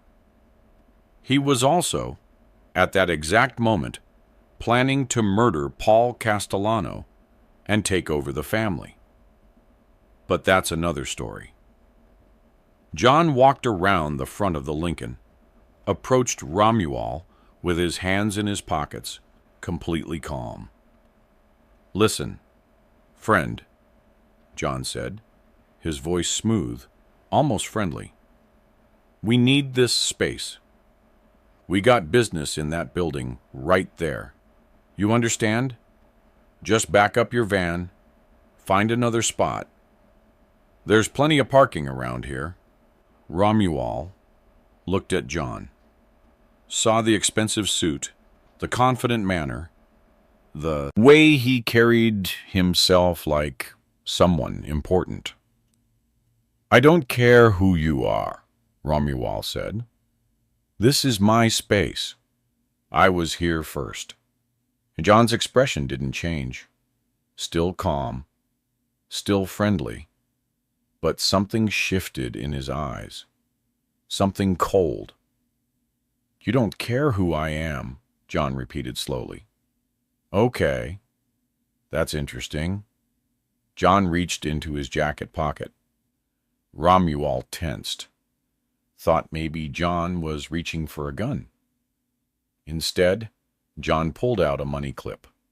Thick wad of cash. Hundreds, 50s, 20s. "How much to make you move?" John asked. $50? 100. This made Romuald even angrier. This guy thought he could just buy the parking space? Thought money solved everything? "I don't want your money," Romuald shouted. "I want my parking space." "Everyone wants money," John said, still calm. He peeled off $300 bills, held them out. 300. Take it. Move your van. Problem solved. Romuald stared at the money. $300 was good money in 1985. Almost a week's salary. For him, he could use $300. His daughter needed braces. The washing machine was broken. $300 would help, but it was the principle. This guy was trying to buy him off, trying to use money to get his way. And Romuald Piechik, for all his lack of education and sophistication, had pride. "Keep your money," Romuald said. "I don't want it." That's when John's expression changed. The friendly demeanor disappeared. His face went cold, hard. "Take the money," John said quietly. No longer asking, ordering. "No." John stepped closer, held the money closer to Romuald's face. "Take the money." And that's when Romuald Piechik made the biggest mistake of his life. He slapped John Gotti. Romuald's hand came up fast, knocked the $300 bills out of John's hand. The money scattered on the street. Then Romuald's hand kept moving, caught John across the face. Not a hard slap, not a punch. Just an open-handed slap that made a sharp cracking sound. For a moment, nobody moved. Frank Coletta froze. John Gotti froze. Even Romuald froze, immediately realizing he'd done something he couldn't take back. John's hand went to his face. He touched his cheek, felt where Romuald had hit him. His sunglasses had been knocked slightly crooked. Then John smiled. Not a friendly smile. The kind of smile that meant someone was about to have a very bad day. "You just hit me," John said quietly. "You put your hands on me. You were putting money in my face," Romuald said, his voice shaking now, adrenaline pumping. John looked at Frank. "You see this? This guy just slapped me." Frank nodded. "I saw it, boss." Then everything happened fast. John lunged forward, grabbed Romuald by his shirt, shoved him against Romuald's work van. Frank moved in from the side, helped pin Romuald against the vehicle. "You made a mistake," John said, his face inches from Romuald's. "A big mistake." Romuald tried to push back, tried to break free. John was smaller than him, maybe 5 feet 10 inches, 180 pounds. But John was strong, and Frank was huge. Together, they had Romuald completely immobilized. "Get off me!" Romuald shouted. "Let me go!" John punched him. Once, twice, hard shots to the ribs. Romuald gasped, pain exploding through his torso. Then John reached down, grabbed the $300 bills he'd drop on the street. While Frank held Romuald against the van, John shoved the money into Romuald's shirt pocket. "There," John said. "Now you took my money. Now you're a thief. You hit me, and you stole from me." "I didn't steal nothing," Romuald gasped. John punched him again, this time in the face. Romuald's nose exploded in blood. He tasted copper, felt his lips split. "You stole $300, John said calmly, like he was explaining something to a child. "You assaulted me, and then you robbed me. That's what happened. That's what anyone who saw this will say happened." John stepped back, straightened his suit, fixed his sunglasses, looked at Romuald with complete contempt. "You should have taken the money when I offered it nicely," John said. "Now, you took it the hard way." Then John and Frank got back in the Lincoln. They pulled away, leaving Romuald bleeding against his van, $300 in his pocket, that he never wanted. Several people had witnessed the incident. A woman in a nearby store, a man walking his dog, a teenager waiting for the bus. They'd all seen John and Frank assault Romuald. One of them had already called the police. 2 NYPD patrol officers arrived at the scene at 11:03 a.m., 16 minutes after the incident. They found Romuald sitting on the curb, holding a rag to his bloody nose, shaking with adrenaline and anger. "What happened here?" one of the officers asked. Romuald told them everything. The parking space dispute, the man in the expensive suit offering money, Romuald slapping the money away, the assault, the money being forced into his pocket. "Where's the money now?" the officer asked. Romuald reached into his shirt pocket, pulled out the $300 bills, handed them to the officer. "This is evidence," the officer said, putting the money in a plastic bag. "You're going to need to come to the station. File a formal complaint." "I want to press charges," Romuald said. "That guy assaulted me, him and his friend. They beat me up over a parking space." "Did you get a license plate number?" "No, but I can describe them. The driver was big, wearing a leather jacket. The other guy was maybe 5 feet 10 inches, expensive suit, sunglasses, perfectly styled hair. Italian, in his 40s. The officers looked at each other. One of them wrote down the description. "We'll put out a bolo. Be on the lookout," the officer said. "But you need to understand, unless we can identify these guys, there's not much we can do." "What if I saw them again? Could I identify them?" "Yeah, if we catch them, we'll have you do a lineup." Romuald went to the station, filed a formal complaint, gave his statement, was photographed for documentation of his injuries. Bloody nose, split lip, bruising on his ribs.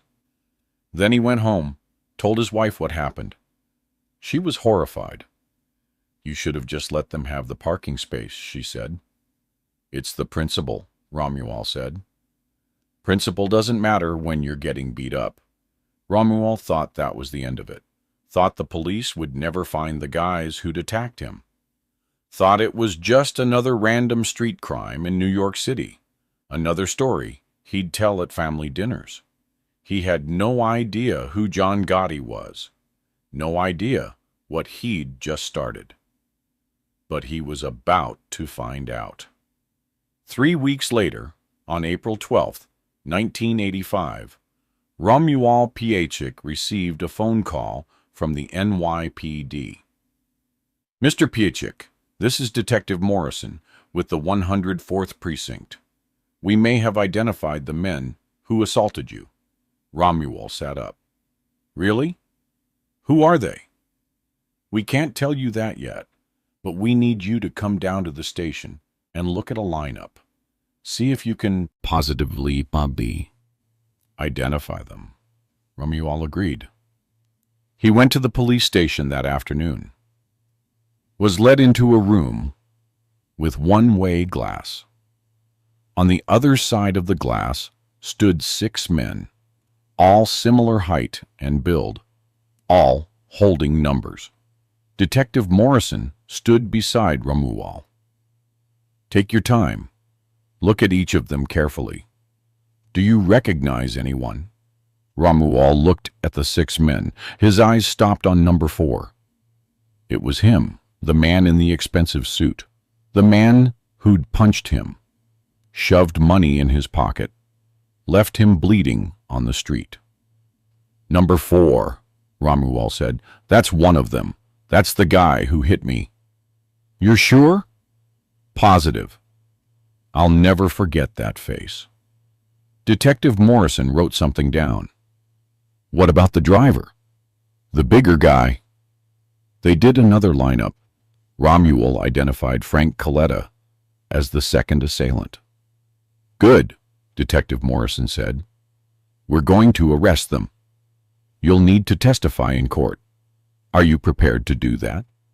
Absolutely, Romuald said. These guys assaulted me. They should go to jail. Okay. We'll be in touch. Romuald left the station feeling vindicated. Justice was going to be served. The men who'd attacked him would face consequences.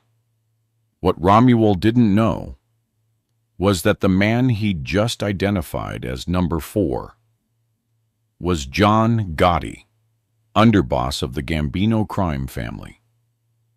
And in 8 months, John would become the boss of the Gambino family, the most powerful mob boss in New York, after orchestrating the assassination of Paul Castellano. And what Romuald really didn't know was that by identifying John Gotti in a police lineup, he'd just signed his own death warrant. Or at least, that's what John's associates thought. John Gotti and Frank Coletta were arrested on April 14th, 1985. They were charged with assault in the 3rd degree and robbery in the 3rd degree. Both were released on bail within 6 hours. For John, this was barely an inconvenience. He'd been arrested dozens of times. He had the best lawyers in New York. He wasn't worried about the charges. What John was worried about was respect, because some refrigerator repairman had slapped him in public, and now that same guy was testifying against him in court. That couldn't stand. That sent the wrong message. So John made a decision. The case needed to go away. And the easiest way to make it go away was to make sure Romuald Pichik didn't testify.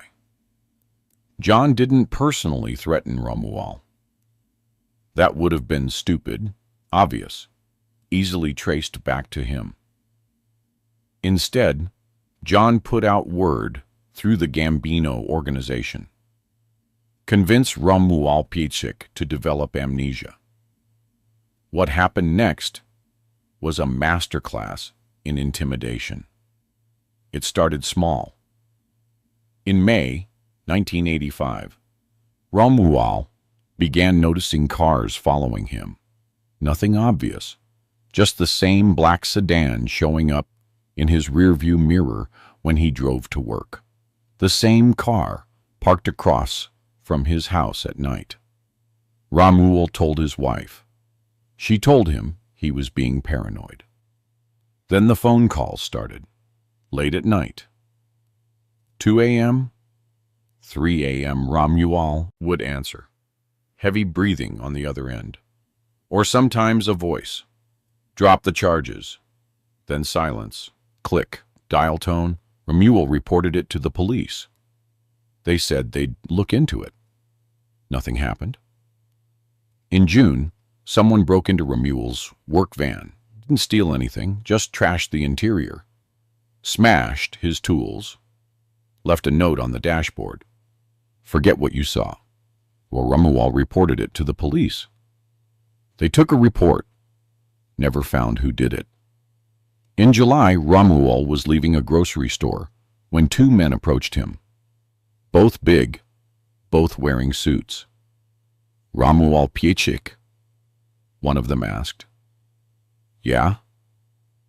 You should drop the charges against Mr. Gotti, for your own good. Get away from me, Romuald said, his heart racing. We're not threatening you, the man said calmly. We're giving you advice. Drop the charges. Move on with your life.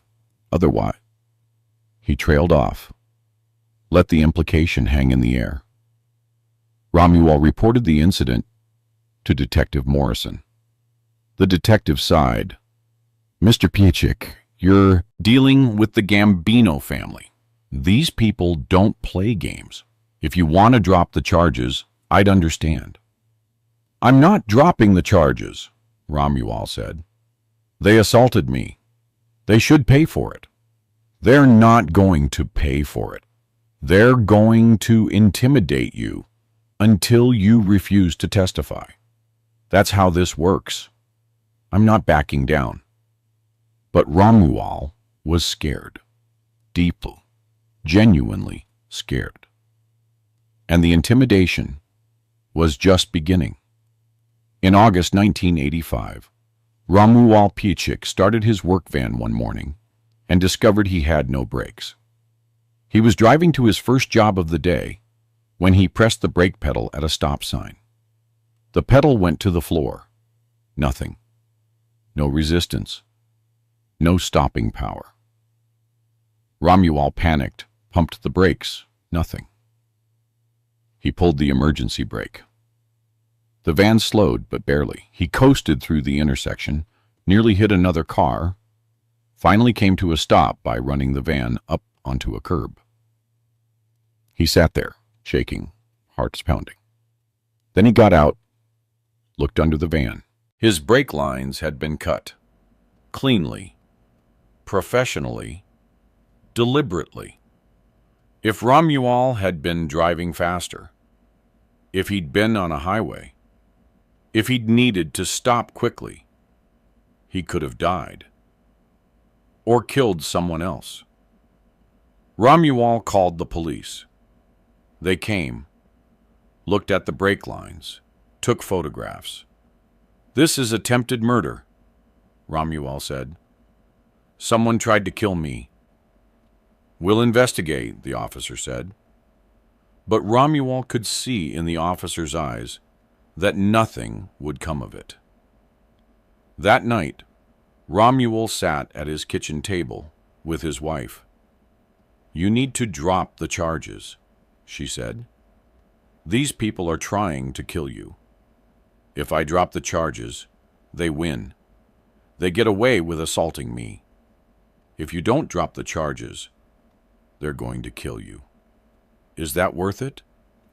Is $300 in a parking space worth your life? Romuald didn't have an answer. He called Detective Morrison, told him about the brake lines. Mr. Piecic, the detective said gently, I need to be honest with you. John Gotti is about to become the boss of the Gambino family. Do you know what that means? It means he'll be the most powerful mobster in New York, maybe in the country. And you're the guy who's trying to put him in jail. They're not going to stop. They're going to keep coming until you either drop the charges or you're dead. What do you think I should do? I think you should think about your family, your wife, your kids. Is this worth it? Romuald hung up the phone, sat in silence for a long time. He still didn't drop the charges. On December 16th, 1985, Paul Castellano, boss of the Gambino crime family, was shot to death outside Sparks Steakhouse in Manhattan. John Gotti orchestrated the hit. 3 days later, John Gotti became the new boss of the Gambino family. The news was everywhere. Front page of every newspaper in New York. John Gotti's face on TV. The Dapper Don. The last of the old school mob bosses, Romuald Piecic, watched the news coverage with growing horror. The man he'd slapped over a parking space was now the most powerful mobster in America. The trial was scheduled for March 1986, 4 months away. The intimidation intensified. Phone calls every night. Cars following Romuald everywhere. Men showing up at his jobs, watching him work, not saying anything, just watching. In January 1986, someone spray-painted on the side of Romuald's van, "Dead Man." In February, Romuald's wife received a phone call. A man's voice. "Tell your husband to think about his children. It would be a shame if something happened to them." That was the breaking point. You could threaten Romuald. You could cut his brake lines. You could follow him, intimidate him, scare him. But threatening his children crossed a line. Romuald called his lawyer. "I can't do this anymore. I need to drop the charges." "It's too late," the lawyer said. "The trial is in 2 weeks. The DA is proceeding with or without you. You're the star witness. You have to testify." "What if I don't remember?" The lawyer was quiet for a moment. "What do you mean? What if I get up there and say I don't remember who attacked me?" "That would be perjury. You already identified Gotti in a lineup. You gave statements to police.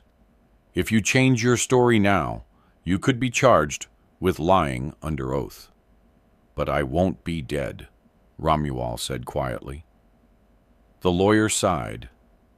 "No, you won't be dead." The trial began on March 24th, 1986, almost exactly 1 year after the incident. The courtroom was packed, media everywhere, cameras outside. John Gotti arrived in his usual style, expensive suit, perfect hair, surrounded by lawyers and associates. Romuald Piechik sat in the witness waiting room, hands shaking, barely able to breathe. His wife had begged him not to testify. His children didn't understand why Daddy was so scared all the time. The prosecutor came to see him before he took the stand. "Are you ready?" the prosecutor asked. "I don't know if I can do this," Romuald said. "Mr. Piechik, this is the most important testimony in this case. Without you, we have nothing. John Gotti walks. I have a family. I have kids. I understand. But justice doesn't matter if I'm dead," Romuald interrupted. The prosecutor looked at him for a long moment, then nodded slowly. "I understand. Just answer the questions truthfully. That's all I ask." Romuald was called to the stand at 2:15 p.m. He walked to the front of the courtroom, acutely aware of John Gotti sitting at the defense table, watching him with those cold eyes.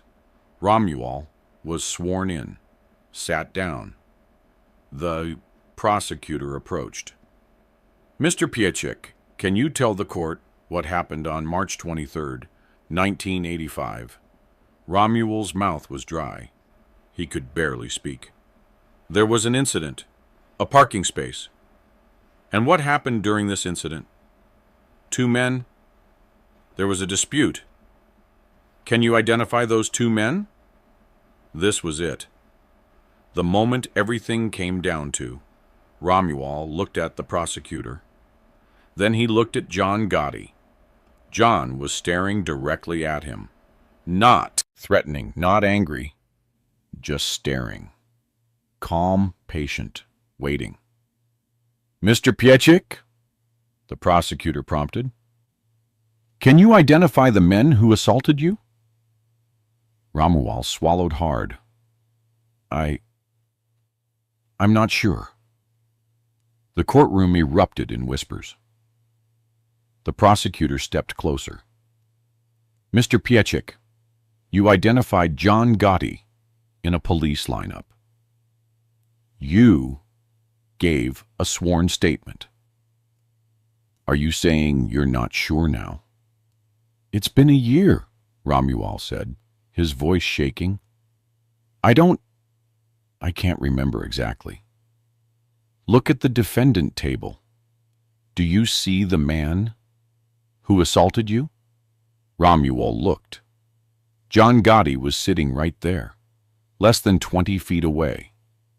The same man who'd shoved money in his face, who'd punched him, who'd left him bleeding. Romuald opened his mouth, closed it, opened it again. "I don't see him here," Romuald finally said. The prosecutor looked stunned. "You don't see him? Mr. Piechik, the defendant is sitting right there. John Gotti, the man you identified." "I don't remember," Romuald said louder. "I don't remember who attacked me. It's been too long, I can't be sure." The defense attorney was on his feet immediately. "Your Honor, I move for immediate dismissal. The prosecution's star witness just testified he cannot identify my client." The judge called both lawyers to the bench. They argued in whispers for 5 minutes. Then the judge looked at Romuald. "Mr. Piechik, are you saying you cannot positively identify the men who allegedly assaulted you?" "Yes, Your Honor," Romuald said quietly. "I can't remember." The judge sighed, looked at the prosecutor. "Do you have any other witnesses who can identify the defendants?" "No, Your Honor. Mr. Piechik was the only civilian witness." "Then I have no choice. Case dismissed. Due to lack of evidence." The courtroom exploded. Reporters rushed for the doors. John Gotti smiled, shook his lawyer's hands, accepted congratulations from his associates. And Romuald Piechik walked out of the courtroom, knowing he'd just committed perjury, knowing he'd let John Gotti get away with assault, knowing he'd failed to deliver justice, but also knowing he'd probably saved his life. The next day, the New York Post ran a headline that became famous: "I forgotti." Below the headline was a photo of Romuald Piechik leaving the courthouse, looking defeated, and John Gotti smiling triumphantly. The story wrote itself. A regular guy stood up to John Gotti, got intimidated into amnesia, and Gotti walked free. It was everything wrong with the justice system, everything wrong with organized crime's power, all captured in one headline. "I forgotti" became a catchphrase. People used it when they couldn't remember something. Late-night comedians joked about it. It entered New York City pop culture. For John Gotti, it was a victory. Not just legally, but symbolically. He'd beaten the system again. He'd shown that even as boss of the Gambino family, even as the most watched mobster in America, he could still intimidate witnesses, control outcomes, escape justice. For Romuald Piechik, it was the end of a nightmare. The intimidation stopped immediately after the trial. No more phone calls, no more cars following him, no more threats. But Romuald's life was forever changed. He couldn't work in Queens anymore. Too many people recognized him, called him a coward, said he'd let Gotti off. He moved his family to New Jersey, started over with a new refrigeration business. He never spoke publicly about what happened, refused all interview requests, refused to write a book, though several publishers offered him money. His wife asked him once, years later, "Do you regret standing up to Gotti that day?" "Every single day," Romuald said. "I should have just let him have the parking space." John Gotti went on to become the most famous mob boss in American history, the Teflon Don. He was arrested multiple times, beat every case, became a celebrity. He owned New York from 1985 to 1992. In 1992, Gotti was finally convicted on federal racketeering and murder charges. thanks to testimony from his underboss, Sammy the Bull Gravano. He was sentenced to life in prison without parole. He died in prison in 2002 at the age of 61 from throat cancer. Frank Coletta, the driver who helped assault Romuald, died in 1998 from a heart attack at age 55. He was never prosecuted for the incident. The forgotti case became famous in legal circles as an example of witness intimidation. Law enforcement agencies studied it, used it as training material for how organized crime controls witnesses. But the real lesson wasn't legal. It was personal. Romuald Piechik learned that some battles aren't worth fighting. That principle is admirable, but survival is practical. That standing up to bullies is brave, unless those bullies are connected to the mafia, in which case standing up to them is suicidal. He learned that a parking space isn't worth your life, that 300 wallers isn't worth your family's safety, that slapping someone might feel good the moment, but if that someone is John Gotti, you'll regret it for the rest of your life. The parking space where it all happened still exists. It's on a street in Maspeth, Queens, unmarked, unremarkable. Cars park there every day. Nobody knows the history. Nobody knows that on March 23rd, 1985, a refrigerator repairman slapped John Gotti over that space and triggered a chain of events that became New York City legend. Romuald Piechik is still alive as of 2026, living quietly somewhere in New Jersey. He's in his 70s now. His children are grown. His wife is still with him. He's retired from the refrigeration business.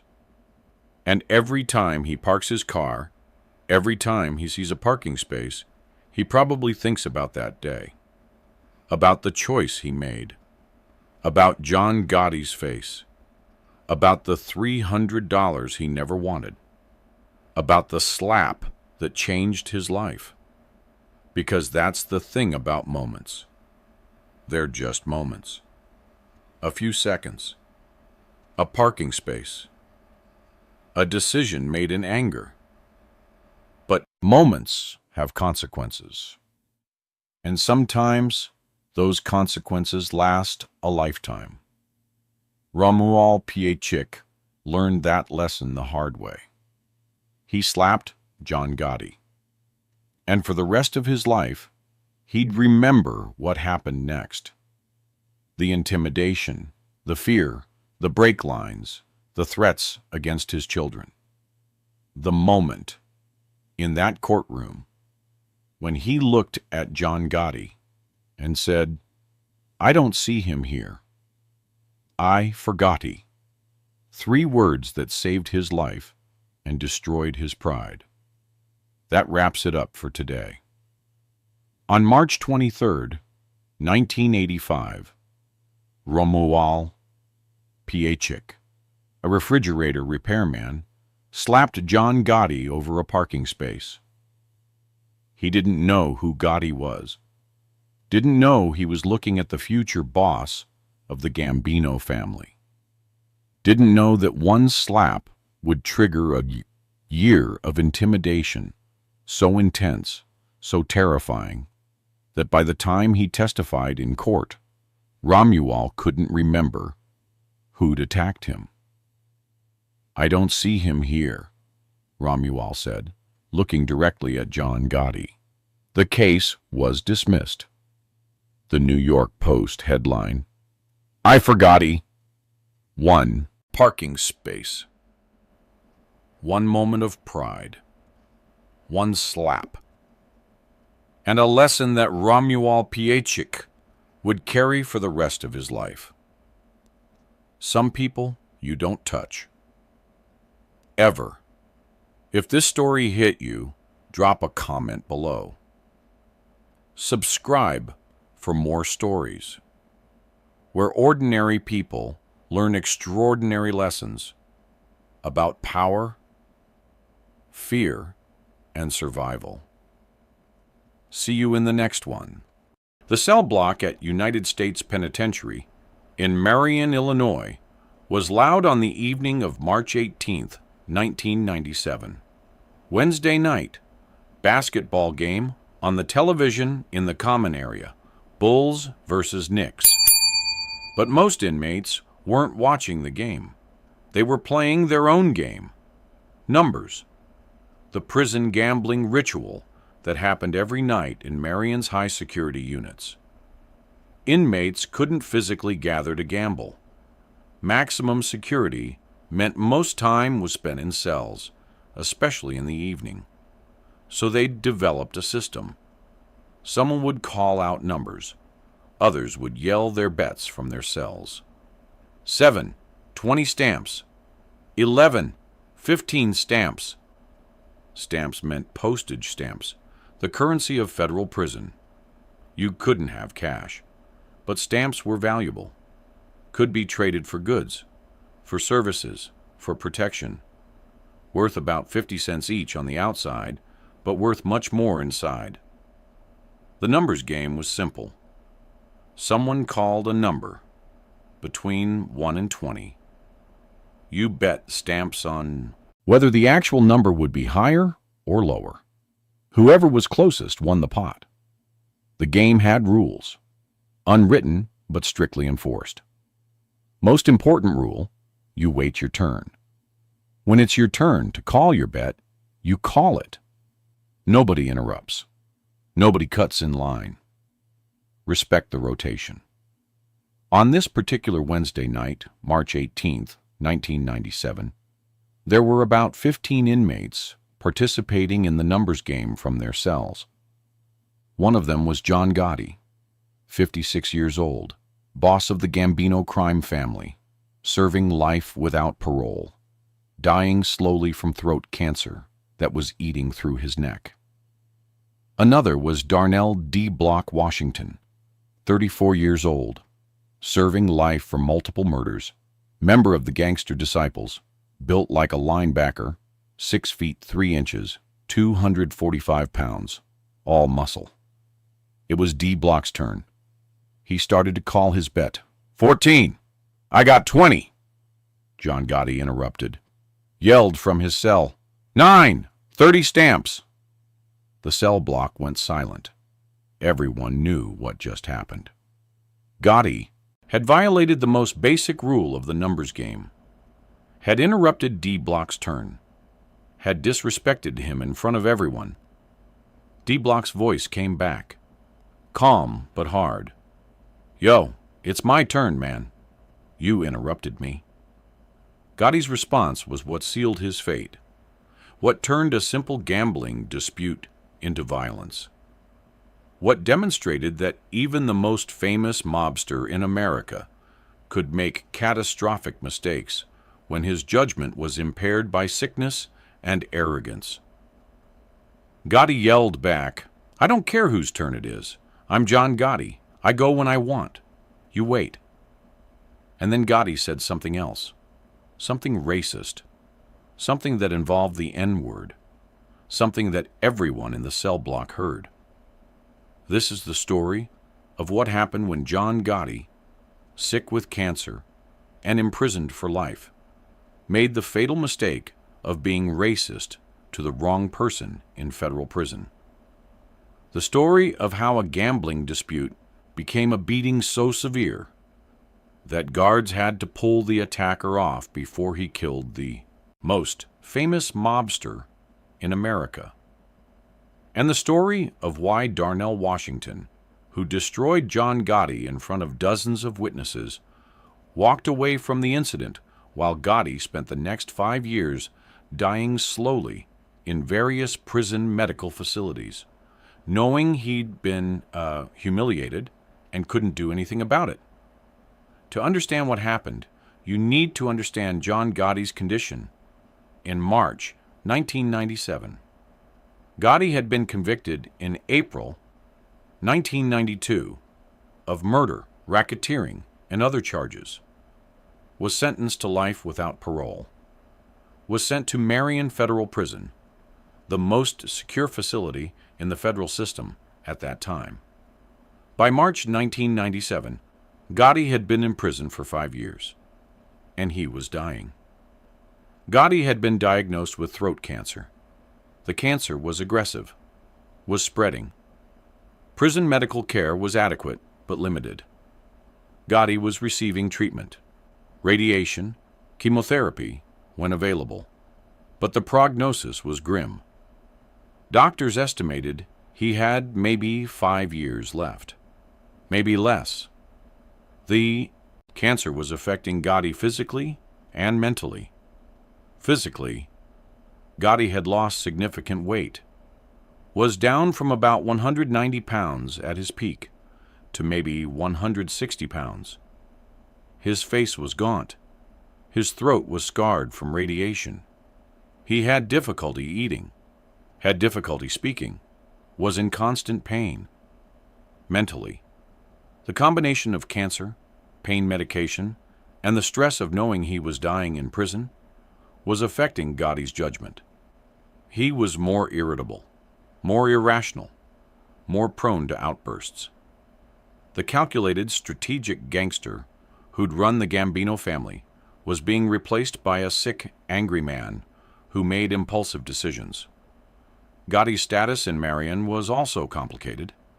On one hand, he was still John Gotti, still famous, still connected to the Gambino family on the outside. Other Italian inmates showed him respect. On the other hand, he was just another inmate serving life. Couldn't operate the way he had on the streets. Had no real power inside. Was sick and getting sicker. And Gotti had developed something that was dangerous in prison: arrogance. Believed his reputation protected him. Believed being John Gotti meant he could do what he wanted, could violate prison social rules without consequences. That belief was about to be tested, violently. Darnell D. Block Washington was born in 1963 on the south side of Chicago. Grew up in the Robert Taylor Homes, one of the most violent public housing projects in America. Joined the Gangster Disciples street gang as a teenager. By his 20s, D. Block was a senior member of the Gangster Disciples, was an enforcer, handled discipline, collected debts, eliminated problems. His nickname, D. Block, came from controlling drug sales in several blocks of Chicago's South Side. In 1989, D. Block was convicted of 3 murders, all gang-related killings of rival gang members. Was sentenced to life in federal prison without possibility of parole. Was sent to various federal institutions before ending up at Marion in 1995. In our prison, D. Block was a leader, was respected among black inmates, was affiliated with the Gangster Disciples prison gang, one of the largest and most powerful black gangs in the federal system. D. Block was also physically dangerous, was 6 feet 3 inches, 245 pounds, had been a boxer in his youth, knew how to fight, had been in multiple prison fights, had a reputation for extreme violence when disrespected. Most importantly, D. Block didn't care about John Gotti's reputation, didn't care about the mafia, didn't care that Gotti was famous. In D. Block's world, respect was earned through actions, not through past accomplishments or media coverage. And when Gotti interrupted D. Block's turn in the numbers game, D. Block saw it as blatant disrespect. When Gotti used the N-word, D. Block decided Gotti needed to be taught a lesson about respect. After Gotti's racist comment on the evening of March 18, 1997, the cell block erupted. Other black inmates started yelling, cursing, calling Gotti out, telling him he'd crossed a line. That using that word meant consequences. D Block's voice cut through the noise. Gotti, tomorrow morning, recreation yard. You and me. You got something to say to my face. Say it then. Otherwise, keep my people's name out your mouth. Gotti, from his cell, yelled back, I'm not afraid of you. You want to go? We'll go. Tomorrow. Other inmates tried to calm the situation. An older Italian inmate, a Genovese family member serving time for racketeering, yelled, John, let it go. It's not worth it. You're sick. This guy's a killer. Just apologize. Move on. Gotti refused. I don't apologize to anybody, especially not to him. The cell block went quiet. Everyone understood what would happen the next morning. D Block was going to fight Gotti. And Gotti, despite being older, sicker, and weaker, wasn't backing down. Why wouldn't Gotti back down? Several reasons. First, pride. Gotti had built his entire reputation on never backing down, never showing weakness, never apologizing. That pride was all he had left. Second, cancer-impaired judgment. The cancer and pain medication were affecting his decision-making. A healthy Gotti might have realized this fight was stupid. Sick Gotti couldn't see it. Third, overestimating his protection. Gotti believed his Gambino connections protected him, believed other inmates wouldn't seriously hurt him because of potential retaliation from outside. He was wrong. Fourth, underestimating D Block. Gotti saw D Block as just another gang member, didn't understand how dangerous D Block actually was. That night, other Italian inmates tried to convince Gotti to avoid the confrontation, told him to stay in his cell during recreation, told him to apologize through intermediaries, told him this wasn't worth it. Gotti refused every suggestion, said, I'm John Gotti. I don't hide from anybody. If he wants to go, we go. Recreation time at Marion was 10 a.m. to 11:30 a.m. for Gotti's unit. On the morning of March 19, 1997, approximately 60 inmates were released into the recreation yard. Indoor yard, high ceiling, concrete floor, weight equipment, basketball court, metal picnic tables. Everyone knew what was about to happen. Word had spread through the entire unit. D Block is fighting Gotti this morning. Inmates positioned themselves to watch. Guards sensed something was wrong. Too much tension, too much anticipation, but didn't know specifically what was about to occur. John Gotti entered the recreation yard at 10:07 a.m. Walked slowly, looked sick, face gaunt, moving stiffly. Was wearing standard prison clothing, khaki pants, khaki shirt, no jewelry, no expensive suit, just a 56-year-old sick man trying to look tough. Darnell Washington was already in the yard, was near the weight equipment, was wearing a tank top that showed his muscular arms, was stretching, preparing, waiting. D Block saw Gotti enter, walked toward him.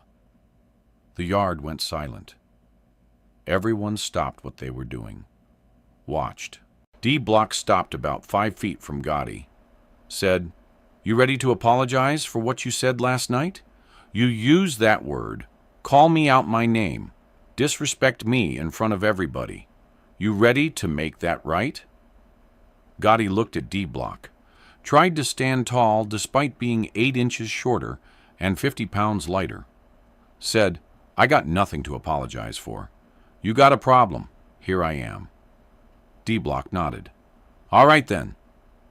Then D Block punched Gotti in the face. The punch was devastating.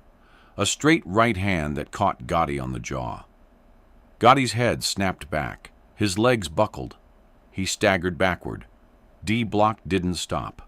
Moved forward, threw another punch, then another. Combinations. Left jab, Right cross, left hook, professional boxing technique, each punch landing clean. Gotti couldn't defend, couldn't block, could barely keep his feet. Gotti tried to fight back, threw a wild swing, missed completely. D-Block slipped the punch easily. Countered with an uppercut that lifted Gotti off his feet. Gotti fell, hit the concrete floor hard. D-Block stood over him, could have walked away, could have let it end there. But Gotti had used the N-word, had disrespected D-Block publicly. That required more than a knockdown. D-Block dropped on top of Gotti, started punching him on the ground, mounted position, raining down punches. Gotti tried to cover up, tried to protect his face. D-Block punched through the defense, hit Gotti in the face, in the ribs, in the side of the head. Other inmates watched. Nobody intervened. This was prison justice. Gotti had violated social rules, had used racist language. The beating was deserved. Guards finally realized what was happening, started moving toward the fight. But D-Block had about 30 seconds before they arrived. Used every second, kept punching, kept hitting Gotti. Systematic, brutal, professional. When guards arrived, D-Block stood up voluntarily, put his hands behind his back, submitted to being handcuffed, didn't resist, had accomplished what he needed to accomplish. Gotti was still on the floor, face bloody, lips split, eyes swelling shut, nose broken, possibly concussed, groaning, barely conscious. Guards called for medical. Gotti was taken to the prison medical facility, then transferred to an outside hospital. Had suffered broken nose, fractured cheekbone, severe bruising to face and torso, possible concussion, multiple lacerations requiring stitches. The beating lasted maybe 90 seconds, from first punch to guards intervening. But in those 90 seconds, John Gotti, the Dapper Don, the most famous mobster in America, the man who'd beaten 3 federal prosecutions, was utterly destroyed by a 34-year-old gang member who didn't care about reputation or fame or mob connections. The investigation into the assault was straightforward. Guards had seen the fight, had seen D-Block beating Gotti, had physical evidence, Gotti's injuries, had witnesses. 60 inmates saw it happen. But when prison officials tried to gather testimony, they hit the same wall they always hit in prison investigations. Nobody talked. Guards asked Gotti, "What happened? Who did this?" Gotti, from his hospital bed, face swollen and bandaged, said, "I don't know. Didn't see who hit me. It happened too fast." Why wouldn't Gotti identify D-Block? Because identifying your attacker in prison marked you as a snitch, made you a target. Even if everyone knew who did it, officially cooperating with investigators was unacceptable. Better to take the beating and maintain your reputation than become a cooperating witness. Guards asked other inmates who'd witnessed the fight. All claimed they'd seen nothing. Standard prison code of silence. Guards asked D-Block, "Why did you assault John Gotti?" D-Block's response, "I didn't assault anyone. I was in the yard, heard some commotion. By the time I looked over, guards were already there." The denial was absurd. Guards had literally pulled D-Block off Gotti, had seen him punching Gotti, had him on video surveillance. But D-Block maintained the denial, made officials prove everything. Prison officials reviewed surveillance video, showed D-Block approaching Gotti, showed D-Block throwing the first punch, showed the entire beating. Evidence was overwhelming. D-Block was charged with assault, received additional time added to his sentence, which was already life without parole, so the additional time was meaningless. Received 6 months in segregation, solitary confinement. But from D Block's perspective, the punishment was worth it. He'd beaten up John Gotti, had defended himself and his people from racist disrespect, had enhanced his reputation among black inmates. 6 months in segregation was a small price. When news of Gotti's beating reached the outside, the Gambino family faced a decision: retaliate or not. The family leadership, Peter Gotti, John's brother, was acting boss, but real power was dispersed among several captains. Discussed options. Option 1, order, retaliation. Have D Block killed or severely injured in prison. This would restore Gotti's reputation. Show that attacking a Gambino boss brought consequences. Option 2, do nothing. Accept the beating. Avoid escalation. The decision was complicated by several factors. First, John Gotti had started it, had interrupted D Block's turn in the numbers game, had used racist language. By prison rules, D Block's response was justified. Retaliating might make the Gambino family look unreasonable. Second, D Block was connected to the Gangster Disciples, a powerful prison gang. Retaliating could start a war between Italian mobsters and black prison gangs throughout the federal system. That war would be expensive and destructive. Third, John was dying, had maybe a few years left, was never getting out of prison. Spending money and resources to defend his prison reputation seemed wasteful when he'd be dead soon anyway. Fourth, John's judgment was impaired. The cancer was affecting his mind. The family couldn't publicly say this, but privately they knew John had made a stupid mistake. Defending stupid mistakes wasn't strategic. The family chose option 2, do nothing. Officially, the story was that John had handled the situation himself and didn't want the family involved.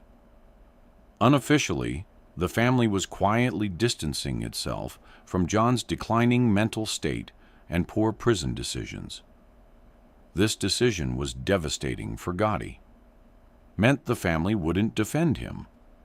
Meant he'd been beaten and humiliated, and there would be no consequences for his attacker. Meant his reputation, the thing he'd spent his entire life building, was permanently damaged. After the beating, John Gotti's health deteriorated rapidly. The physical trauma from the assault, combined with his advancing cancer, accelerated his decline. Gotti was transferred to the Federal Medical Center in Springfield, Missouri, a facility designed for inmates requiring extensive medical care. There, he received treatment for his cancer, but the cancer was terminal. Treatment could only slow it, not stop it. Gotti spent his final years in and out of prison hospitals, in constant pain, losing weight, losing his voice as the throat cancer destroyed his vocal cords, unable to eat solid food, dying slowly. According to Sammy the Bull Gravano, Gotti's former underboss who testified against him, the beating by D Block devastated Gotti psychologically. In an interview years later, Sammy said, "When I heard John got beat up by that black guy, I wasn't surprised. John was racist, always had been. Thought he could talk to people any way he wanted because he was John Gotti. But in prison, nobody cares who you were on the street. You're just another inmate. And if you disrespect people, especially using racist language, you get what you deserve." That beating destroyed John. Not physically, though that was bad enough, but mentally. He'd spent his whole life building this tough guy reputation, never backing down, never losing a fight. And then some guy he'd never heard of beats him unconscious in front of 60 witnesses. And John can't do anything about it. Can't retaliate. Can't even get the family to retaliate for him. That broke him worse than the cancer. John Gotti died on June 10, 2002, at the Federal Medical Center in Springfield, Missouri. He was 61 years old. The official cause of death was complications from throat cancer. But people who knew what happened in Marion understood.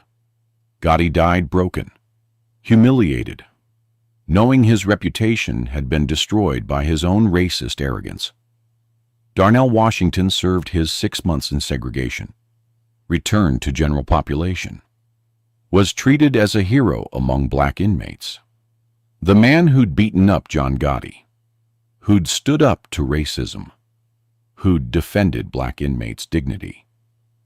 In a 2018 interview conducted shortly before his death, D. Block reflected on the incident. People ask me if I was scared to fight John Gotti. Hell no. Why would I be scared? He's just a man. Yeah, he was famous. Yeah, he was a mob boss on the outside.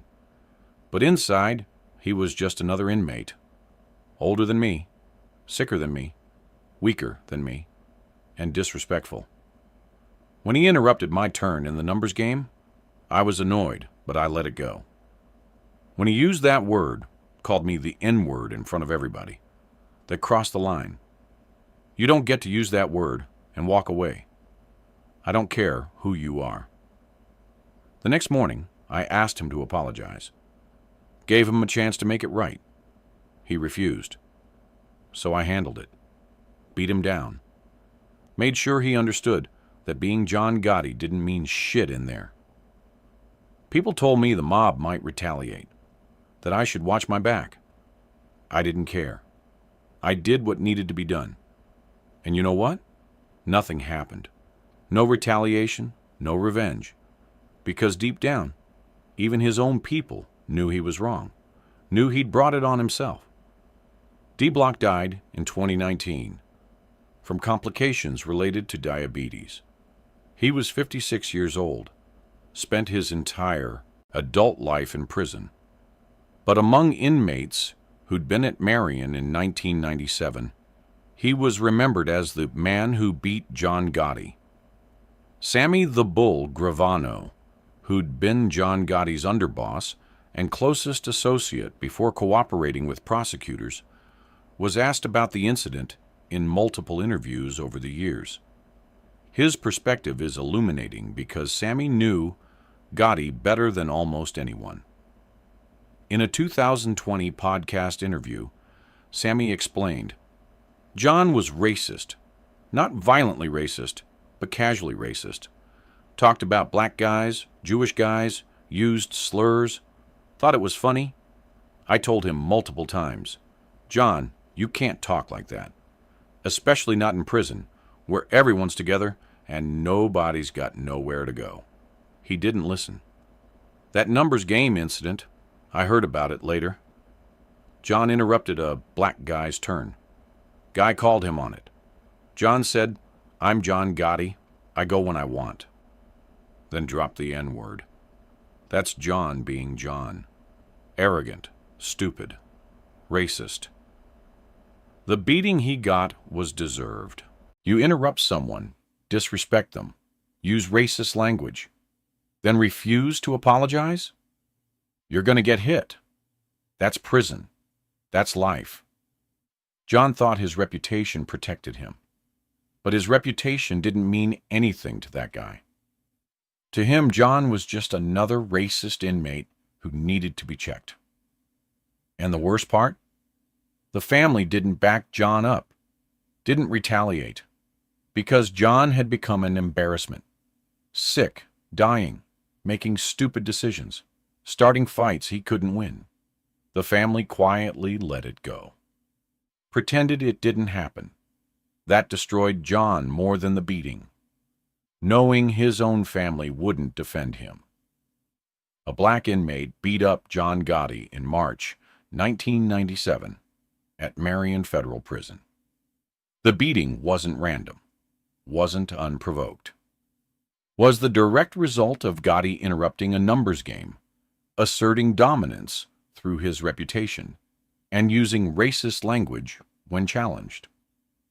Darnell Washington destroyed Gotti in 90 seconds, broke his nose, fractured his face, left him unconscious on the recreation yard floor. And there were no consequences for Washington. No mob retaliation, no family vengeance. Just 6 months in segregation and enhanced reputation among his peers. For Gotti, the consequences were catastrophic. Not physically, though the beating was severe, but psychologically. The man who'd built his entire life on reputation, on toughness, on never backing down, had been beaten unconscious by someone he'd disrespected and couldn't do anything about it, couldn't retaliate, couldn't even get his family to retaliate for him. John Gotti died 5 years later, still imprisoned, still in pain, still humiliated. The cancer killed his body. But the beating in March 1997 killed something else: his reputation, his legacy, his sense of self.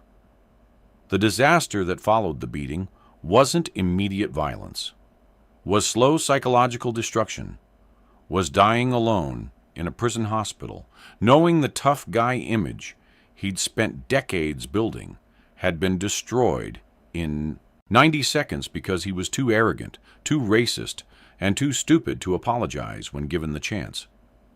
One interrupted gambling game, one racist slur, one refusal to apologize. 90 seconds of violence, 5 years of dying humiliated. That was the cost John Gotti paid for forgetting that in prison, nobody cares who you used to be. Only who you are right now. And right now, you're just another inmate. And if you're racist and disrespectful, you get what you deserve.